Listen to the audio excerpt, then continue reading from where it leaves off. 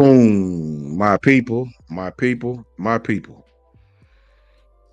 Oh, it's a sad day, bro. It's a sad effing day. John, my brother John is here. Might have some more guests tapping in, I'm sure, here pretty soon. Tap on in, people. Tap on in. Shout out to my brother Bear.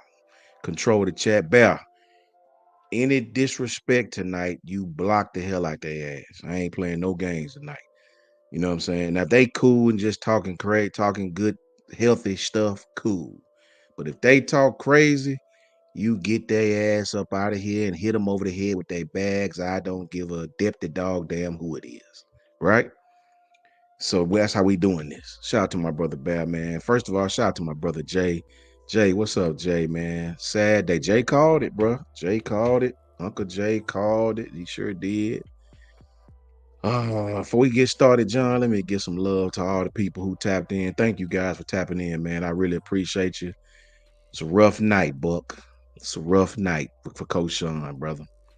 You know, I told you guys a million times I'm that fan that rather lose to Auburn than lose to Tennessee. Smoking they cigars, that orange ass checkerboard. I'm just physically sick. I'm about to go take me some Castro and take a crap. I'm about to dookie all night long. Swear that. Swear that till I'm sore in the buttocks. No diddy. You know what I'm saying? Tired of this shit, man. Fucking Tennessee. Shout out to Buck, man. Buck, what's up with you, bro? Man, can we blame can we blame them now? Or do we need another loss? You know what I'm saying? Goofy ass wolf. Look, shout out to Duke to go. What up, Duke? How you doing, Duke, man? What's up, Jeremy? Maybe they'll believe us now. Maybe they'll believe us now. You know what I mean? Shout out to Jeremy Sanders. Shout out to Duke.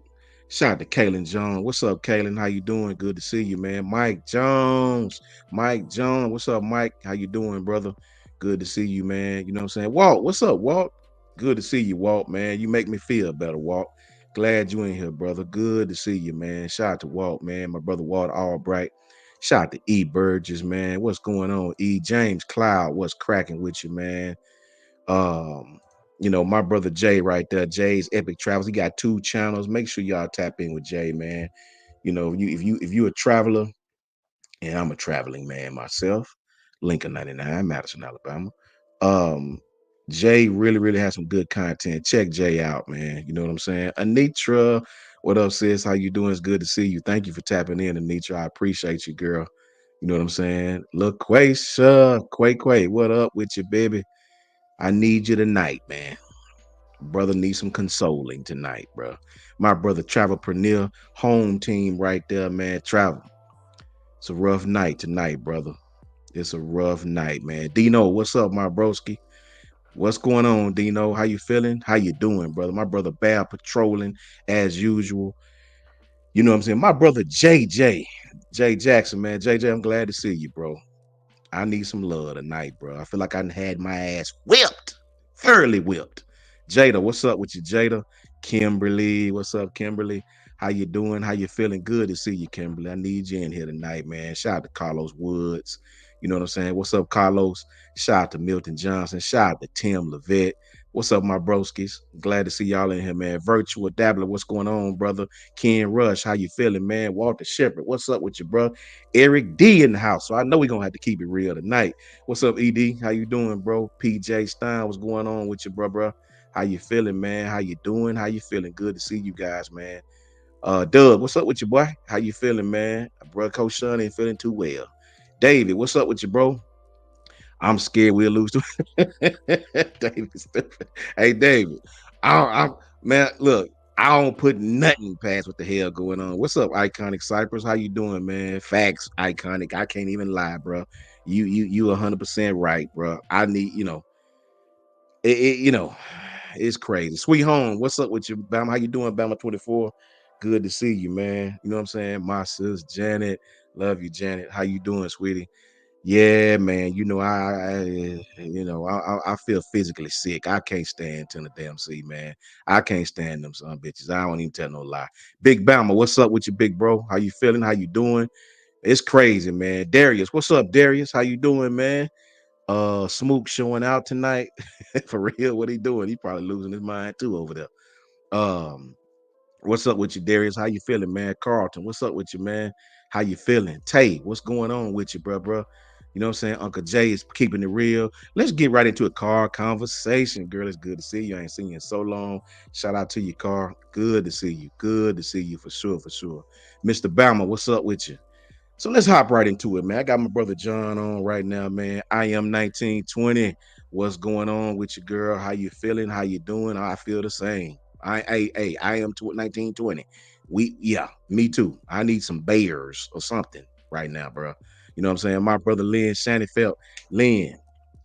The truth is in the details, Lynn. And we talked about it, brother. We talked about it, man. And it happened, man. Shout out to Hamilton. You know what I'm saying? What's up, Hamilton? Much love to you, Hamilton. Go Eagles, baby. You already know AHS for life. You know what I'm saying? So let's get into it, man. Let's get. I ain't gonna worry you long because I know that Texas and Georgia game on, man. We just gonna hop into it really, really quickly, man. You know what I mean? John, just off the rip, brother. Just off the rip, no holds barred, man. How you feeling? What's your thoughts, man? What's your thoughts? I'm done being modest. I've been modest for most part of this season. I've been given the benefit of the doubt to the coaching staff. I've been given the benefit of the doubt to the players, to everybody. I think we're over that now. Everything that could go wrong went wrong in this game. And to me, you're seeing no progression. You're seeing no development. And I put none of this on the defense. I thought the defense actually looked pretty good. Yes, they got burnt a couple times. I understand that. But that's going to happen when you play that style of defense, right? So that we were matched up against. So that's going to happen. So I'm going to say this. The defense, I thought, played pretty good. Tennessee has a really good offense. Dylan Sampson's a really good running back. Nico's, in my opinion, a good quarterback. The offense, the play calling, the lack of motivation, the lack of intensity. Even Jalen Milroe in this game. Like, there was just so much that made no sense to me. So let me go down through my list real quick, Coach. Lack of adjustments. I don't think we've seen any adjustments all year to this point. I think that's one thing the fans, the casual fans like myself, have been screaming since game one, or I guess since game two, really, after Western Kentucky, is where's the adjustments? We have yet to see them. Why are we forcing the ball deep all game? And then on 4th and 21, that's when we want to go underneath? That's when we go underneath. Are you freaking kidding me? Like, I didn't understand the mindset other than Nick Sheridan and Kalen DeBoer thought maybe Ryan Williams could out-athlete this team in the first half. In other words, they couldn't stick to him. And the fact of the matter is it wasn't very hard for Tennessee to adjust to what we were doing when we got to the second half. Moving the pocket. Once again, it's something that I think Coach Al alluded to a couple of games ago, and it's kind of stuck in my head ever since is why aren't we moving the damn pocket? Like, you're having a running quarterback stand like a statue in a pocket when he could put the pressure on the safeties and the DBs by moving outside the pocket and, forcing them to stay disciplined. We don't do that. Elijah Pritchett is getting beat every single play. He stands back there to throw the ball, and yet he receives no help. It's so predictable to this point. We run slow developing plays. Knowing the blitzes are coming, Tennessee's not hiding it. They're showing it. We don't adjust. And I get it. The noise is going to play a factor in this, but this is not the first game we've seen this. This is a continual problem. Jalen, in my opinion, in this game looked so indecisive. It was scary to me from the jump, from the first drive. Like it was baffling to me. Three turnovers, no points off the turnovers. Tennessee was begging us to take a hold of this game in the first half and go up big. We couldn't do it. That's the part that hurts. That's the part that hurts. Exactly. And it put me into a fury watching this game for once. And I'm not just looking at Jalen. I'm not just looking at the players. I'm not just looking at Nick Sherrill. I'm like, where the hell is the coaching at this point to help these guys stay ahead, like keep their head above water? And it's not there. I'm not going to speculate because I don't know how this works, guys. I'm not a coach. I wasn't a college player, but I can tell you right now that the lack of intensity from not just the players, also from the coaches, outside of maybe a missed call, right?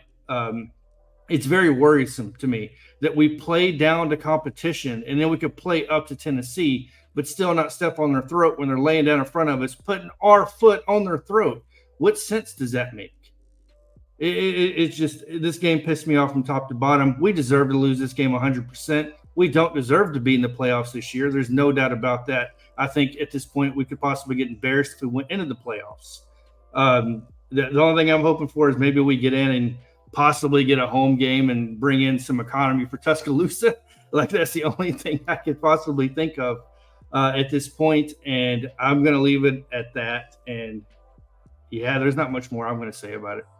Let me grab this super chat before you go on, Coach Al. Next King with the $5 super chat. Next King says when they realize Ryan can't just, I guess, be I can't just out athlete the whole SEC. Maybe we can get consistent drives.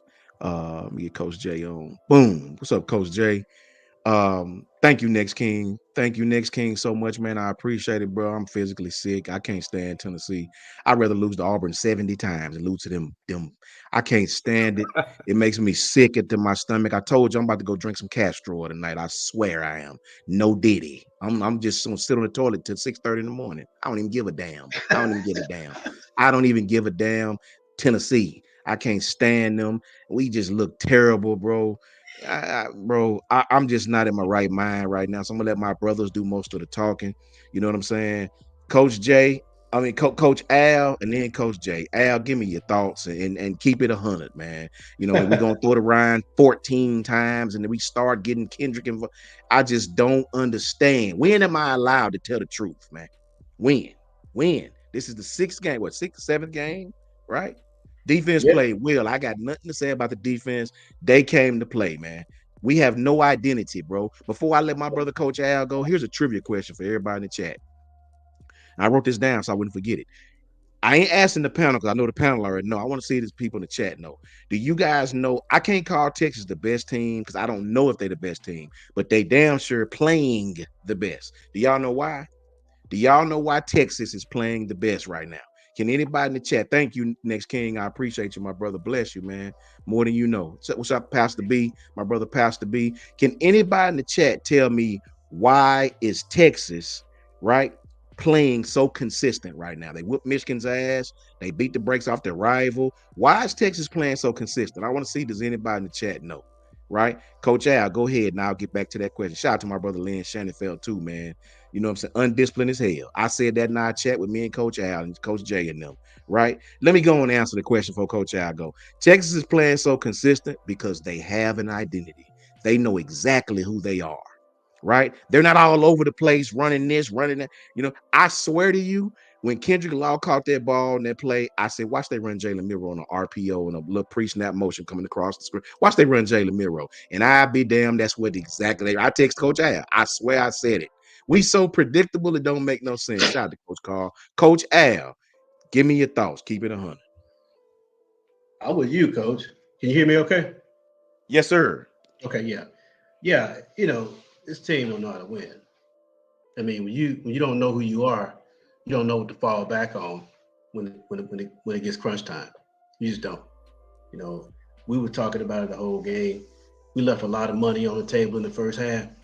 Facts. Because we just didn't know how to close. And I think some of that's, I put this on the culture, this loss on the culture, more than anything.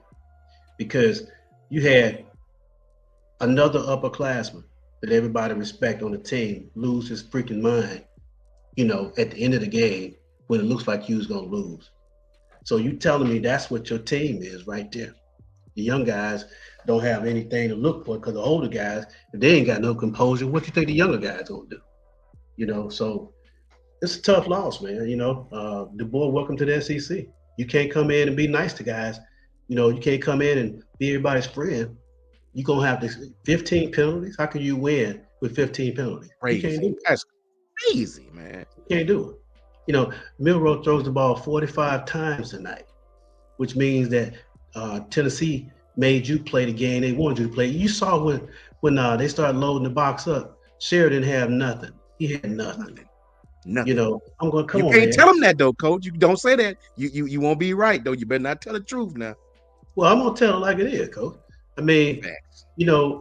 Tennessee's coordinator saw we was gashing him up the middle, and we was pushing him around a little bit. We was getting physical on line of scrimmage. And what he did, he went to basically like a 4-3, 4-4. He walked them safety down. We weren't running no slants. We weren't running no curls. We weren't running nothing like that to kind of get the short throws, hit the underneath, all that kind of some flood routes, move in the pocket, give it. We didn't do nothing like that from an offensive standpoint, sustaining drive. So I think this was on the culture, to me. It's a tough loss. This team here, I hope that we don't fold like Florida State.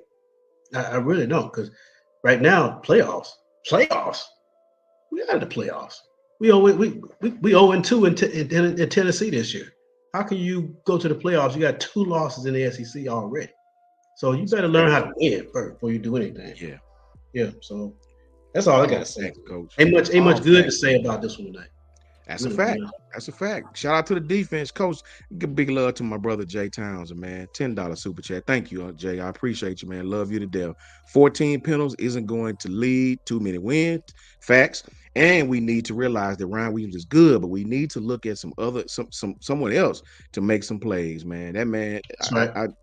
it's so many things we could say, bro. Coach Jay, give me your thoughts, man. I'm not surprised at all. I'm not gonna get upset at this team. I've said all I needed to say for the last 3 to 4 weeks, but of course, you get called a fair weather fan. You get criticized for just kind of exposing the truth and telling what this team what it is. I'm telling you again, if you don't think that it's a cultural problem, if you think that this thing is gonna get fixed, go back and watch the destroying video, and just watch how he's talking to the players, how he's interacting with the players, and what the players are specifically telling destroying. About the culture, about the new foundation, about the new culture that's being instilled in Alabama, and tell me that you did not see that you didn't see this coming. Coach Sean, we don't have an identity offensively. We don't. This team has no identity. They don't know what to do. They don't know if they want to be a gap scheme, a power scheme, a zone based scheme. They don't know what the hell they want to be.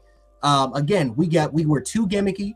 We again, like Coach was saying, we didn't run any underneath concepts. Where were the crossing routes? Where were the daggers? Where were the dig routes? You know what I'm saying? It was just absolutely amazing to me. Didn't hit the flat at all. The flats were there. You didn't really want to hit those. Dupree was open at least 3 times. Jalen Merrill didn't see him. Offensively, it was terrible. It was absolutely egregious of what we saw today. And again, what did we keep talking about? They didn't go to the run game in the first half. They didn't run jam. They didn't run justice in the interior. And it's not like Tennessee was just destroying you. They were playing the edge. They were playing the edge. We didn't focus on running through the interior. But how did we make adjustments? How did we start scoring points in the second half? Why? Because we decided to focus on the run game. And no, not just with Jalen Murrow in terms of running him off to the edge. We focused on running it in between in the A gap and the B gap. We decided to establish a consistent ground game. And what happened in the fourth quarter? We went away from it. We went away from what was working, and we decided to go back to what wasn't working in the first half. So I'm not shocked at all of what I was seeing. Nick Sheridan, this was this is 2 games. This is all season where one half we look great, and then the other half comes mainly in the second half. There's no adjustments made in this, or it seems like when Tennessee when the opposite team, has a counter punch, we have no answer towards it. This is what I'm saying. Yep. You get hit with the right hook one time, and you have no response. You're so used to getting jabbed in the face. So used to just getting jabbed in the face, man, that you're not used to that hard punch, that overwrite that's coming and just shocking you. You know what I'm saying? So I'm not gonna complain. I'm not gonna sit up here and just act like that we did not see this coming. We saw it coming, and I'm not gonna be yelling and screaming. This team's not making the playoffs. They're not. We're not winning in LSU. I can tell you that. Right? I am again. Call me a fair weather. I don't even care. We're not winning in that. We're not winning that football game. Why are we not winning that football game? Because offensively, we lack an identity. We just do. We lack an identity offensively. We don't want to establish a consistent ground game. LSU secondary actually did better. So, and Tennessee didn't do anything special. They didn't run anything special at all.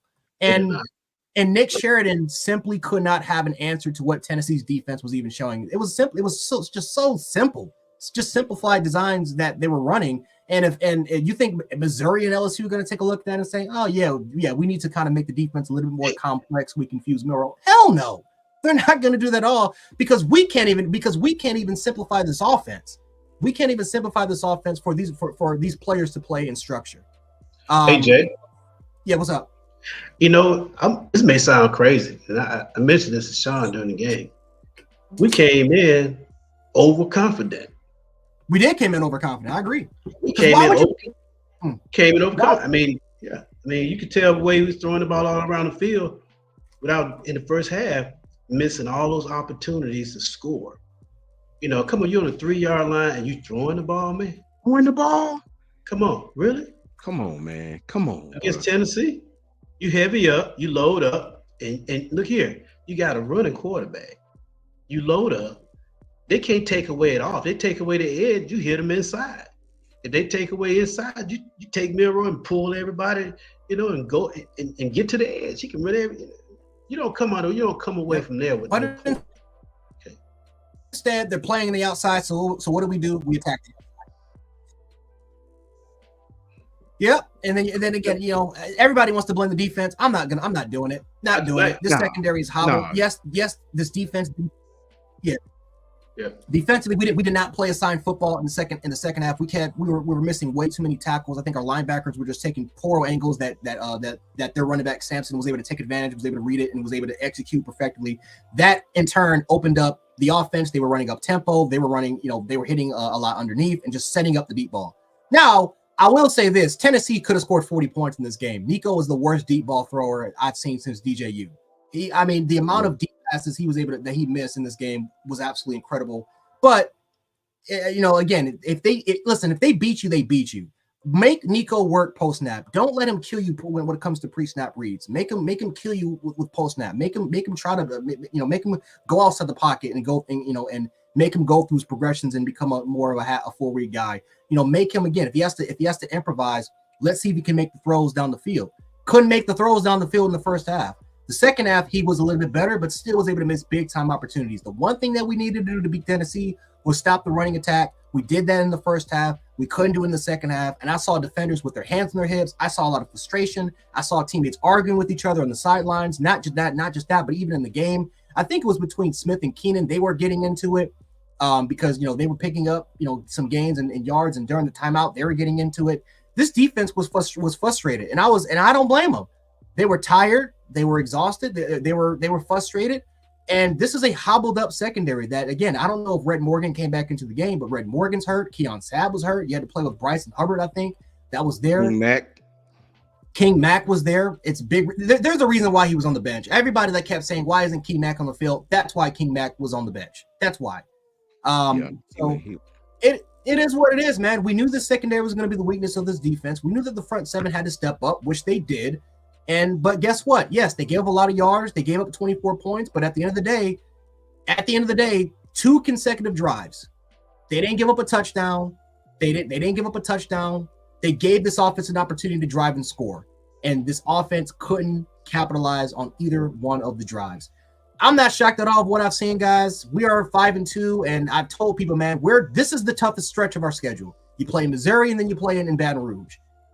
I'm not confident this team's going to win both. Again, call me a fair weather fan. I don't really care at this point, but we can say bye-bye to the playoffs. That's over with. I think we're going to go 9-3, and we may have to hope and pray and try to get being generous. Yeah, I'm being generous. Yeah, exactly. We may go 8-4, maybe 7-5. Right now, from what I saw tonight, I saw nothing from a team that has any backbone. They're supposed to have senior leadership to take over in a game like this. Just 2 losses in a row, Jay, that your upperclassmen lost their cool at the end of the game. Why did K-Law get a 15-yard personal foul penalty out of frustration? There's a lot going on behind the scenes that we don't know in terms of guys thinking they're entitled to get touches and this, that, and the other. People don't know their role because we don't have an identity, like Coach said. If we had an All identity, I hear is everybody's music role playing. would be defined, and everybody's bought in. That's one thing Nick Saban would say about the process. Everybody has to buy in, or we don't have a team. That's a fact. That's an entire fact, man. Let me get this really quickly. Coach Jay Townsend. Again, thank you, Uncle Jay. I appreciate you, man. God bless you. I love you to death. Thank you so very much for that, man. You know what I'm saying? Shout out to my little homie, man. Shout out to man. I love you to death, man. Thank you. I appreciate you so much, man. Um, it's crazy, man. Coach Carl. Shout out to Travel Panil too, man. You know what I'm saying? It's crazy. It's crazy, brother. Coach Carl. Give me what you got, man. You know what I mean? Be honest with it. Well, I don't know what to say about this one, bro. I'm so frustrated behind this one. This is a shame. I think you're in the matrix, coach. It ain't picking up very well. They can't they can't hear you, coach. I think you're in the matrix. Huh? I think you in the matrix. Your voice is sort of in the matrix, sort of. It was. Are you going, Coach Carl? You still there? Coach Carl, you still there? Oh, he must have lost his signal here. Yeah, I think we lost him. He'll tap back in really quickly before Coach Carl get back, man. Thank you all for tapping in, man. I appreciate you. Hattie May, what's up with your brother? Bama Gump, what's up with your brother? How you guys feeling? Buck always keeping it 100. You know what I mean? That's what it is. Janet, she gonna keep it 100. My brother Bath gonna always keep it 100, man. I mean, bro, look. Lynn is right there down there in the mix of everything. He see things that we don't see. My brother Patriot Life. Rob, what's up, bro? I ain't even see you. I'm a little behind on the comments. What's up, Rob? How you doing, man? Much love to Patriot Life, man. My broski from another Moski right there, man. Love you, brother. For sure, for sure. Quasha, you already know how I feel about your beautiful, beautiful family. We gonna keep it real, man. It just, say Kaylin. Shout out to Kaylin Jones, 99 cent, $1 super chat, man. Thank you. I appreciate you, KJ. Much love to you, Kaylin, man. Much, much, much love to you, and much, much, much appreciated. Thank you so, so very much for that. For sure, for sure. Um, it just sucks, man. It sucks. The part that hurt me before Coach Carl get back, there you go. The part that hurt me is this game should not have been close. We should have whipped their asses. They gave us the ball on a how many times.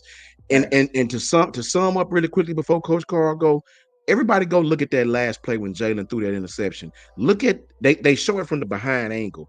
I think they might have ran 2 or 3 curls and somebody ran an end route. There wasn't nobody open. Wasn't nobody open on that play call. Like what the fuck? Like that Jalen was just trying to make something happen. No, that was a horrible, horrible, horrible play call, bro. It just was. Go ahead, Coach Carl. Yeah, man. It was a bad play call all night.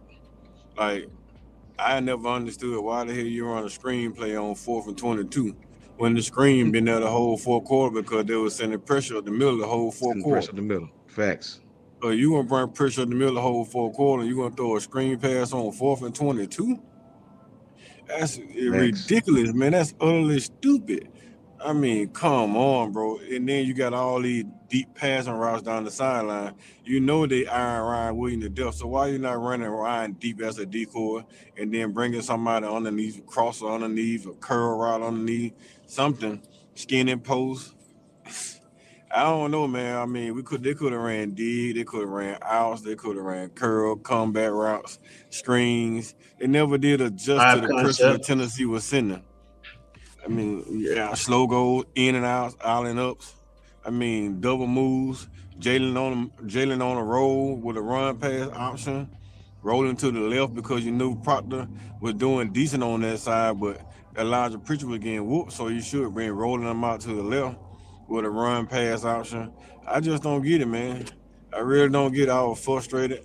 I was very, very frustrated. My wife is sitting here talking noise to me right now. She should just go ahead and say what she want to say while she's sitting down there listening. But yeah, man, it's frustrating. She want to tell me y'all should stop talking about y'all team and just support your team. It's a bad year. Who gives a damn about it's a bad year? I can deal with a bad year. I just can't deal with bad play calling. That's what I can't deal with. Like I said the other night, man, if we come out and we just hit Tennessee in the mouth, drive the ball down the field, run the ball directly at them, make Tennessee give. Because once you make them give, you can do whatever you want to do. But in this game, they never made Tennessee give anything. Tennessee dictated what Alabama does. And it's just bad, man. I mean, damn, should be throwing the back shoulder throw in the end zone, but you throw a front shoulder throw interception right into the defensive back arms. I And the mean, corner had leverage. Yeah, Hey, they were ready. leverage. It was They just were tough. ready to give. They were ready to give in the first half. They were ready. They were right there, man. And we just not step on their neck. when you could have ran the ball 3 times, just down block like you did on the big run from down Justice, just down block, boom, everybody block down. You run the sucker on the outside zone, everybody down block. I mean, it was just simple play that they could have run that they didn't run. I mean, shit, you down now. You want to run now. You want to down block for a touchdown. Come on, man. You could have been doing that shit the whole first half. So it's just All that different, passy, Coach Carl, man. man. Bro, I this mean, ain't the Pac-12, bro. We know it we ain't know the Alex Pac-12. I mean, you got to think about it. Jalen Miro ain't Ty Simpson. Now, you sitting back there passing the ball 45 times with Ty Simpson. Hey, junior Ty Simpson like a junior Miro, I can see you throwing the ball 45 times because that's what kind of system he come out of, a straight passing system where he scrambled a little bit. But you ain't doing that with Jalen Miro. He's not your typical drop back passer. He's an athlete playing quarterback. That's why they call him a dual threat. He has to be a dual threat. And he's standing in the pocket just trying to throw the ball deep down the sideline. He's not dual. That's just a one-way passing game, and you shit. If you want to do that, we should have got Arch Manning, Quentin Ewers, somebody coming in and do that. I mean, Cam Ward, he's a passer with just athleticism. Those type of quarterbacks you want in that type of system. Miro is not that guy. Let the guy do what he do. Stop trying to turn him into a passer and just let him be an athlete. And he'll get drafted in the first round by just being a quarterback. Just an athletic quarterback like Jalen, like Pat Mahomes and all them kids when they first came in, they just running around making plays. And they'll learn how to be quarterbacks in the NFL. But right now, shit, we just need an athlete playing football. I got a question for everybody out there. So for the whole panel, if you would have told me Bama would have held Tennessee to 24 points after that Georgia game, how confident would you have been on us winning this game? Extremely confident. That was. I mean, shit. They didn't even score a touchdown until the third quarter. You know what I mean? Yeah, third quarter, The defense had facts. Zero. They had zero. You know what I mean? Hold on, let me get this super chat really quick. Shout out to Jay Townsend, man. Jay always hooking it up, man. Why in the hell did we pass on the 2-yard line? Was Bill O'Brien in the press box? Coach DeBoer actually looked confused and on the sideline. I just think, man, these guys are pass happy right now. And that's just not how we play football, man. I mean, at some point, you got to be in this league, brother. You have to at least try to be balanced. It may not happen every time, but if you let a team know you're not even going to attempt to be balanced, then they're going to tee off on you, which is what they was doing to Jalen Miro. How did we give up a sack with a 3-man front, 3-man pressure, 5 people? Like, how do you give up a sack on that, man? Shout out to Lakers Wag 11 with the $5 super chat. Thoughts on the quarterback change. Jalen regrets during our toughest stretch. I don't think they're gonna have a quarterback change. I just think it's everybody, Lakers. It's everybody. It ain't just Jalen. It's the blocking scheme. It's the play calling. It's the down and distance calling. It's third down plays. It's first down plays. If you don't gain any yardage on first down, then your third down gonna suck. You know what I mean? It's just about competence, as Ty calls it, foundational football. We're not playing it right now. Shout out to Terrence Richardson. Sorry about that, Coach. Real quickly, $5 super chat. Coach calling plays like he's still at Washington, shaking my head. It's the SEC, run the dang ball. Jalen doesn't need to pass 40 times. Shout out to Terrence Richardson. Terrence, you are 1,000,000% correct, my brother. Thank you so very much for that. Thank you. Thank Jay. Thank Lakers Wag. Thank all of you guys, man. I really, really appreciate that, man. Thank you so very much. Also don't have the personnel. Like Washington had McMillan, you had Aduzane, you had Jalen Polk as your two outside receivers. You had Michael Penix, who played 4 years in this offense. 4 years in this offense, so he knows the cadences. He knows he had phenomenal chemistry with his receivers. He knows the offense. He knows the offense in the back of his hand to a point where he was calling his own plays. That's what people don't want to talk about. And they had Alex calling offense. Yep. And Facts, Alex man. Grubb calling the offense. That's AJ. Let's get real with it, okay? Alex Grubb was the O-line coach, okay, Mm-hmm. and he was calling the offense. Sheridan is not a play caller, man. I'm just telling you right now because he ain't pounding the rock. This is the SEC, Jay. I'm sorry for cutting you off, man, but we just didn't see it in a game like this. But Tennessee was ready to crack in the first quarter. You run the ball down their throat and break their back. That's going to set up the play action with the deep shots. I mean, come on, man. This ain't rocket science. Okay? This ain't rocket science. And then, two, they rolled the quarterback out one time in the first half. When Nico threw that pass over Mbakwe, it was a great throw. But guess what? Yeah. They rolled him out. They moved him because they knew we were going to bring the pressure. Every Facts. time they're going to bring the pressure, you got to move Miro and get him out. I've been saying it all year long. All year You long. got to Yeah. change the launch point, man, and then run counters to that. Off that stuff. Once they started flowing, they was full flow. Every time Miro took the ball to run, coach, they was full flow. We had no counter to it. That would have Facts. messed them up totally. But it ain't nothing in the it ain't nothing in the quiver that Sheridan's seeing. He's not seeing the game, man. Alan Grubb was calling the plays at Washington, not Nick Sheridan. He was a tight end coach. Yep. The last time Sheridan called plays was when he was in Indiana. Ironically, when Michael Penix was the quarterback, that's when they went. That's when they had that 5-0, 6-0 start, and then they ended up losing the rest of the games. But Sheridan, that was besides that though. Yeah, Sheridan was a tight end coach. He was coaching. He was coaching a little bit on the offense. He was on the offensive line. But yeah, Ryan Grubb was supposed to be the coordinator. He was supposed to be the guy calling plays until he ended up leaving and going to the Washington, the Seattle Seahawks. And then Nick Sheridan, who was the tight ends coach, stepped up to call the plays because he had no one else in this roster he didn't believe to do it. My question is, why is Jamarcus Shepard a co-offensive coordinator? And Kalen DeBoer, who also has experience calling plays, he's actually one of the better play callers in the country. Why doesn't he step into duties and call plays himself? He can do. I mean, we all know he can do it because he's done it before. So Thanks. I don't know. Like I think DeBoer, again, one thing about him, he has loyalty. He has too much loyalty with his guys. He starts and finishes with the guys that he knows. He's not going to fire them throughout the middle of the season or at the end of the season. He's not that type of guy. He's going to ride or die with a lot of these coaches. And this could be one of those situations where him not stepping in or promoting somebody else to call plays is going to hurt because he doesn't want to hurt, he doesn't want to hurt his friend's ego.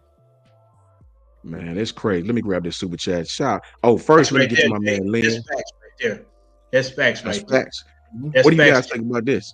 I'm sorry, Coach. Let me grab these super chats real quick. Tay McClendon says, what was the game plan tonight? Jalen throwing the ball 40 times is not his game. That's a whole fact. Tay, first of all, thank you for that $10 super chat, Tay. I appreciate you, brother. Thank you so very much for that, man. And you're 100% correct. That's not Jalen's game, man. Like all that pass happy stuff, man, like 27 times in one half. Bro, if I'm the running backs, I'm like, bro, I played running back all my life. I was fortunate enough to play running back in school. I know personally, you can't give me 3 carries, 4 carries in the first half and you get mad when I don't do nothing with it. I got to feel the game. I need to feel the flow of the game. You got to give me some carries so I can know who doing what, how they, you got to get in the rhythm of the game, man. So, Tay, you 100% correct, man. What do you guys, and thank you again for that super chat, Tay. Much love, brother. Lynn says, guys, it's not like the receivers were not open. Live at the stadium, he had people wide open, and he missed them badly. He had 3 times we had a chance for huge gains, and he threw it to Ryan. Too many. 2 may have scored. John, let me get your thoughts on that. Yeah, I put it in the chat with you guys. He was forcing the ball down the field. If it had thrown underneath, he had CJ Dupree, he had outs, he had Kendrick Law, he had actually Kobe Prentice a couple times wide open underneath. And he just continued to look to one side, typically towards Williams or Bernard to throw it deep. Man, it's just frustrating when you look at the potential of what this team could have been. Maybe they peaked too early against Georgia. That's probably what a lot of people will say. And I'm just frustrated. 7 of 15 on third down. I don't think the defense is really a talking point though in this game. in my opinion. I think Kane Womack and them called a pretty good game. But when you look at the receivers, we're finally back healthy. We get K-Law back fully healthy. Prentice is back on the field, right? The O-line is back healthy. Outside of Jaden Roberts, obviously getting injured for those couple of plays, there's no excuse anymore. There's literally no excuse behind any of this. We now know what this team is, which is not like there's just nothing to it. There's no identity behind it, especially the offense, the play calling. And to your point, Jay, at the beginning of the season, I did read an article where Jamarcus Shepard was going to be the play caller, but when Ryan Grubbs took that job in Seattle, it swapped to Nick Sheridan taking the co-office coordinator position to help groom him. He said, I guess, and to help him develop, which now it looks like it's coming back to bite us in the ass. Yep. And like I said, DeBoer could have stepped in, but guess what? He's focused on trying to manage a football game, which he did again poorly. Yep, exactly. By not deferring the ball and trying to receive it. And then, of course, in the fourth quarter, by going for it on 4th and 22, when you're backed up in your own 16-yard line with three timeouts with a minute and 56 seconds, and trying to give your defense an opportunity for them to punt the football so you can have a chance. I mean, you have to score a touchdown anyway, but the difference is you're not scoring to tie the game up. You're scoring to win. And, again, game management and situational awareness, once again, is killing DeBoer, which has been killing him since Washington. At this point, I mean, you would think he would have to go into Tuesday because everybody has off, well, maybe tomorrow, into the staff, and you have to talk to the staff. And at this point, Belta asked to the staff and to the players, it's time to reset. It's time to rethink how we're doing ball. Hurt people's feelings at this point. Like I think, Jay, you said it, like he's afraid to hurt somebody's feelings. I think we're past that at this point because it's going to start costing people their jobs here soon. It's all facts, man. Shout out to Jay Townsend. Jay says, this is the SEC. Thank you, Jay, for that $5 super chat, brother. Thank you, man. I appreciate you, Jay. This is the SEC. Our offensive line is too small compared to defensive lines in the SEC. That's why our backs aren't performing to their potential. I'll say this, Jay. Tyler Booker's now 315s. Caden is still about 345, 350. Geno Vandermark is about 320. They all still big. Jay. I mean, we know the center is still small, but he's playing well. I don't think that's it at all, Jay. Respectfully, I think it's just the play calling does not match the personnel. What I'm saying by that is it's not competent play calling. 1st and 10, you throwing the ball all over the yard. You making it so easy, right? For these guys. Then you put us in these weird ass 3rd downs, right? And we still throwing the ball. It's just we losing our one-on-one battles on the offensive line, right? I just don't like the play calling, man. 27 times for Jalen Milroe throwing the ball. You have to let the offensive line guys get in the rhythm. If you run blocking, that helps everything, man. Right, Coach? Right. You gotta let the offensive facts. You can't just go out there and pass block all day and expect to have some continuity in what you're trying to do. Right. Talk to me, Coach. So, what I'm saying is this, John. One of y'all. No, go ahead, Coach. Al. Two things. You're right, Coach. This is the SEC still. I know the game has changed a little bit where people want to spread you out and everything like that. But if you look at what Tennessee did in the second half, their adjustment was to get the ball to number 6. Facts. They did what they went back to what they thought they were good at. Okay? And that was running the football. Our defense did pretty good. We held that guy pretty much in check, but he still got, they had right at 200 yards rushing offense. That right there controlled the game in the second half, and Nico hit some big shots. Some real tight throws. Okay. So I think, man, I'm telling you something. We really got to go do a self-gut check, man, because when Jam was having a good game tonight, when he went out, Justice just wasn't right in rhythm tonight because we wasn't running the ball. We wasn't running the football. Facts. This is the SEC still, man. You still got to win the rock. My biggest problem with this offense right now is, in my opinion, very simple. You go out, you get Ryan Williams, you have K-Law, you have Prentice. These are guys that are elusive and have a ton of speed. Why don't you just give them the ball in the flat, which they're giving you, and let them create plays, create the yardage? On the move. You know, Like it actually worked when we did it. Started running a On lot the more. move. We were doing it, and then it worked, and we just went away from it. It just, John, Bro, you're I'll right tell on. y'all this. I'll tell y'all what I saw, and this might just be me angry at the time. I don't think Coach DeBoer. Let me see. I wrote it down. I don't think Coach DeBoer or Coach Sheridan or whoever the hell called the plays. It seems to me like he's not patient enough with the run game. I've coached with coaches like that. Coach Al, you know what I'm saying? Jay, these coaches that want to hurry up and score. My brother Zeke Parker and Trevor Paneer. If you in here, Trevor, you know Zeke.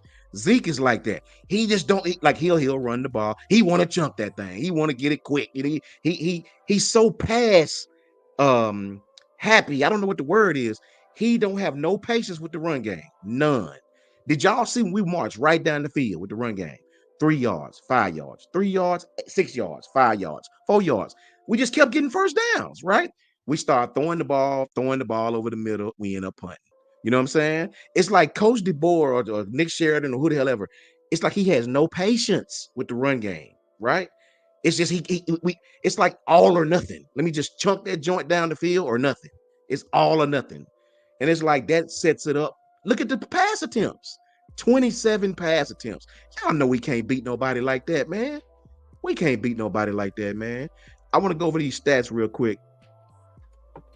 Okay, John. I appreciate you, John. My brother John may have to bounce, man. John. Well, if you got to leave, John, let me get your last thoughts on this, John. Your last thoughts on this. Really quickly. The offensive line out of rhythm. You ask them to pass block almost every down. Then you get mad at them when they don't have no rhythm, no continuity in the run game. What's your thoughts on that? As far as from a schematic standpoint, what we're doing on offense and how it's reciprocating onto the field. it doesn't make sense. Once again, I mean, I'm not going to dig too much into it because if the casual fan like me can say Elijah Pritchett's getting beat every play, but yet you see no help being given to him, there's no reason to look at anything else. Because if I can see the simple things aren't being corrected, why would I look at anything else? You know what I mean? So I mean, Tyler, in my opinion, Proctor did a good job outside of one play. He got beat tonight. I think the center, like you said, Brailsford's done great. Obviously, Roberts is doing his job. It's like you said, you go into empty set. These guys are bringing pressure. They don't hide anything, and yet you want to scream and cry when they get to the quarterback. And yet you refuse to move the quarterback to help out the O-line at all anyways. So it's the simple things that aren't being corrected. So I mean, why would you dig into anything else? So Thanks, if your fundamentals aren't squared away, then nothing else is going to matter at the end of the day, is it? So all facts. Hey, John, all facts. Shout out to Caitlin Jones. $2 super chat. Do y'all think at least one or two running backs enter the portal? Caitlin, with the way we're playing, nothing would shock me. Thoughts on that, John, before you go? Yeah, I don't know about all that. NIL plays a big role in this. Obviously, you got the whole everybody's wanting to redshirt themselves now and kind of move on. We've seen Jaheim Otis and these guys do it.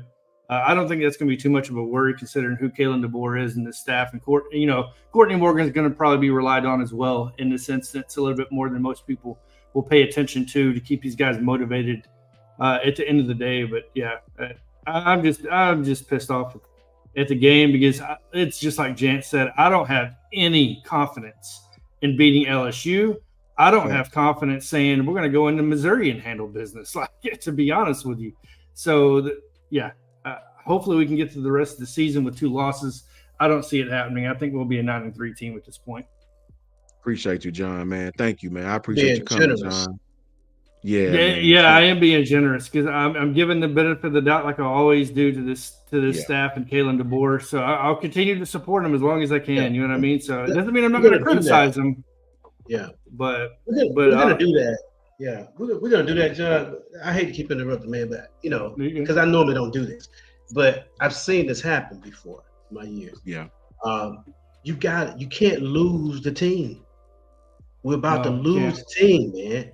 You know what I'm saying? We're about to lose the locker room because guys gonna start pointing fingers at each other. You know what I'm saying? Because you can't win down the stretch. You lost to Vanderbilt close. You lost to Tennessee close like this. Both games should have been a W. I don't care if you are a new staff, everybody's learning each other. But when you can't close like this and you're Alabama and the standard is so high, people are going to get frustrated. You know what I want to see, Coach Al? I want to see Kendrick Law held out of the first half of the next game. There needs to be some sort of punishment shown to people that look, this stuff's being handled because we didn't see it from Malachi Moore. Clearly, what K-Law did at the end of the day, the dude could have cost you the game because it would have only been 4th and 5 or something like that, or 4th and 7. Ends up being 4th and 22. So, like, at what point do we cater and, like Jant said, change the culture? Let's make a statement. It's culture. Yeah, it's culture, man. I appreciate you, John, man. I don't know how quick you got to get up out, but I just want you to know the whole panel. We appreciate you, brother. Is that my brother? Sir, John. No doubt. Yeah. Appreciate everybody. Appreciate you, John. We'll catch up, man. We got to go back and look at the tape, Coach. You know what I'm saying? We got to go fact. put it up, chop it up. You know, because one thing about it is, as coaches, one game it shouldn't define us, man. We got to go right back to work, start chopping wood next week. Let's get back in. Much love. All facts, Coach Al. Much love to my brother Cody, man. It's my partner right there from the ground up. We work together. Much love, Cody. Cody, I told you, brother. Cody, I told you. Shout out to my broski Ty Hayes, the man himself is here. You know, so me and Coach Al and Jay and all the fellas just vibing. Ty, you know, at some point, man, we got to keep it real, man. At some point, we got to cut all this nonsense out, all this bitch-made excuse making. I'm sorry for my language. You know what I mean? But, you know, we just got to keep it real, brothers. We got to keep it real. Keeping it real is what Coach Saban would have done. You know what I'm saying? We can't keep farting crimson farts and smelling the crimson farts. You know what I'm saying? No, bro. No. This team has not been right all season. And as soon as the defense play well, soon as the defense actually play enough, brother, Tennessee didn't. Here you go, Tom. Coach Jay, here you go. Tennessee didn't even score a touchdown until the third quarter. They had 0 points, bro. And we still could not win the game. It's something broke right now, man. It just is. It just is. What you think about it, Coach Jay, before we let Coach Ty hop in there? It's culture. I've been saying it. It is a culture issue. Where are the leaders? You know, I mean, what are our, you know, like what Jonathan was saying, the 2 egregious mistakes that happened were by upperclassmen. And so it starts with culture. Until we get that fixed, until we actually have an established identity, man, then I don't know what this team is going to do. This team has no identity on offense. I think defensively, we're trying to figure out who we are. It's just it. We're just trying to figure out who we are, and we have not put together a 4-quarter game. The closest I would say is Western Kentucky. I can't even say the Wisconsin game because even that first half, Texas is in big trouble. They are getting their ass kicked. Georgia putting B to A right now because they're playing defense. Said it. And they look at it. They putting you. He's looking at the rush. I'm sorry, guys. I love it. I got to try. I got That's the game what we on. should be playing. Yeah, I got the game on too. I real quick. We try to tell Texas fans, no, listen, long way to go. I ain't going to be complaining. I ain't going to be saying that much crap, but we try to tell Texas off the gas. Man, you haven't played a real offense. You haven't. You have not played a real offense, and so they're getting an SC education so far in this first half. But how are they up 10-0 and Beck has 2 interceptions? What in the world? Because Quinn Ewers is playing like he's just playing terribly. He's playing. Quinn Ewers scared. He's looking at the pass rush. I'm so sorry, Jance. I didn't mean to interrupt. No, you're good. No, you're good, man. No, this team just has to. We got to figure out a way how to find an identity, and it may not be until the second half of the season. You know, in 2022, we had the same issue when we lost it when Tennessee put up 52 points, and we kept making. Now that game was even worse because they were gashing us right from the get, and then the same looks were going on where they were getting one-on-one matchups with the safeties and corners, and they were just killing us all game. But then the LSU game happened where we kept making just huge critical mistakes. We couldn't capitalize on opportunities, and we ended up losing 2 games. And our best game of that entire year was the last game, which was against Kansas State in the Sugar Bowl. That was our most complete football game that we had. So it may take us, man, until we get to bowl season. And even then, are these players going to be playing in the bowl game? Like in 2022, during the NIL period, nobody opted out. Everybody decided to play. Because there was at least some established culture with Nick Saban. We still had to try to find ourselves defensively, especially defensively. But Everybody came back and played. Everybody, because they could have sat out. Will Anderson didn't have to play. Bryce Young, who was an established number 1 pick, didn't have to play. But they played anyway because they wanted to show leadership. They wanted to show the true values of what this team, what the standard of Alabama football could be. I can't say the same thing if we don't make the playoffs. I think a lot of these players are going to enter the portal. They're gonna enter the portal. I think it's going to be a lot of opt-outs, and I think a lot of young guys are going to have to step in and play. This recruiting class can't come in soon enough. I wish I can fast forward like College Football 25. I can fast forward 2 years and just bring in 2 recruiting classes in, because I'm telling you, these guys, these Saban players, I'm sorry, they're not it. They don't fit the culture of what DeBoer is. And like I said, DeBoer is not the angry, ranty guy. He's not the type of guy that you walk into the meeting room and you stop the music from playing like you did with Saban. No, you're gonna blast that music for about an hour until you say that enough is enough. He's got to get his own guys in there, and again, this coaching staff is not going to change that much. I'm telling you, it's not. All the guys that he has are all dudes that has worked under him or that he's worked for. All of them. He knows personally. Like, he's good friends with all of them. So he's not. I'm telling you this right now. Don't expect a lot of firings to happen during the offseason. It's, don't expect it to happen. So, it is what it is, guys. This is what we wish for. This is what we got, and we have to stick with it. But it has to start with culture, because this is not. I'm telling you, at this point of the season, what you see is what you're gonna get. You're gonna get some good moments, and you're gonna get a lot of bad moments. You're gonna get a lot of head scratching moments from your coaching staff. You're gonna get a lot of head scratching moments with play calling and defensive alignments and just missed assignments. And you're gonna get games like this, but we'll see what we can do. You got Missouri, you got LSU. If you want any chance of making the playoffs, you have to win 4 straight games. I highly doubt that they do it. I highly doubt that they do it, though, the way that the team has been playing. So we'll see what it is. But this is the DeBoer era, and we just gotta, again, I'm not, we just have to hope that next year or maybe later down the line we can try to fix it. Before I get my man Ty in here, shout out to my man Tay McClendon. What's up, Tay? I appreciate you again, Tay. Much love to you, bro. Says facts, Coach Sean. It's like they hate those long, drawn-out, multiple play drives. Running the ball seems to take too long for them. I said that, man. It's like he has no patience with the run game. It's like he just be itching to whip it out there, bro. No diddy. He be itching to throw it out there. The football, that is. That was unfortunate. You know what I'm saying? I know, bro. I'm just not. I'm in a bad space tonight. I thought bro. we could have went the whole show without. I had a cigar. You know what, bro? I thought we could too, bro. But you know what? It's just a bad time right now, bro. Ty, I'm about to go pee. I'm just gonna tell you straight up. I'm gonna go use the bathroom. I'm about to go urinate. Ty, take over this if you don't mind. Give me your thoughts, Ty, to get Brinsky in there, and I'll return in a damn minute. I'll be back, my brothers. Yeah, 100%, Coach. I got you. First and foremost, thank you everybody for being here. Painful loss.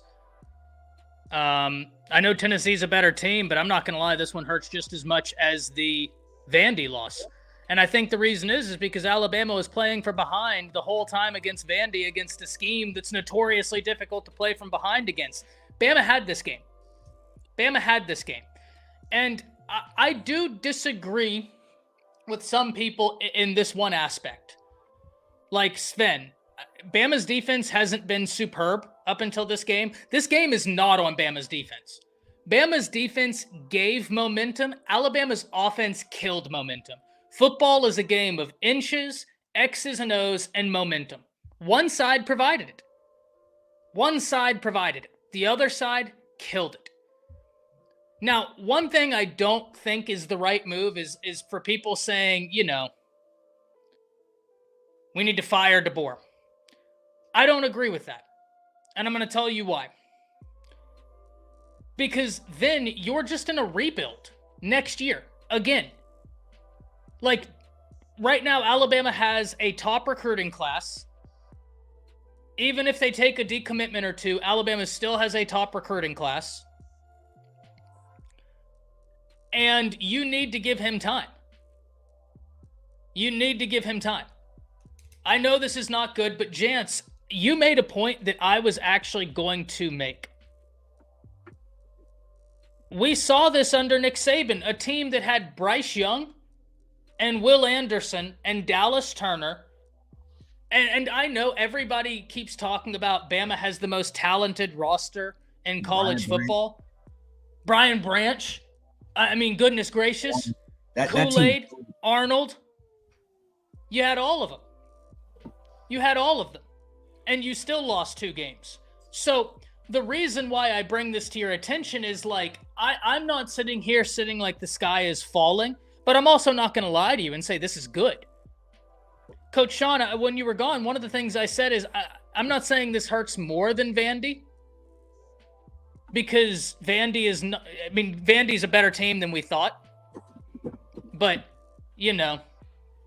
Yeah. We also never led in Vandy. Thanks. We had this game. 15 penalties. Ladies and gentlemen, I've said this. I went to a UNT game probably 2 or 3 years ago. And I walked out of the UNT game at halftime because they had 10 penalties in the first half.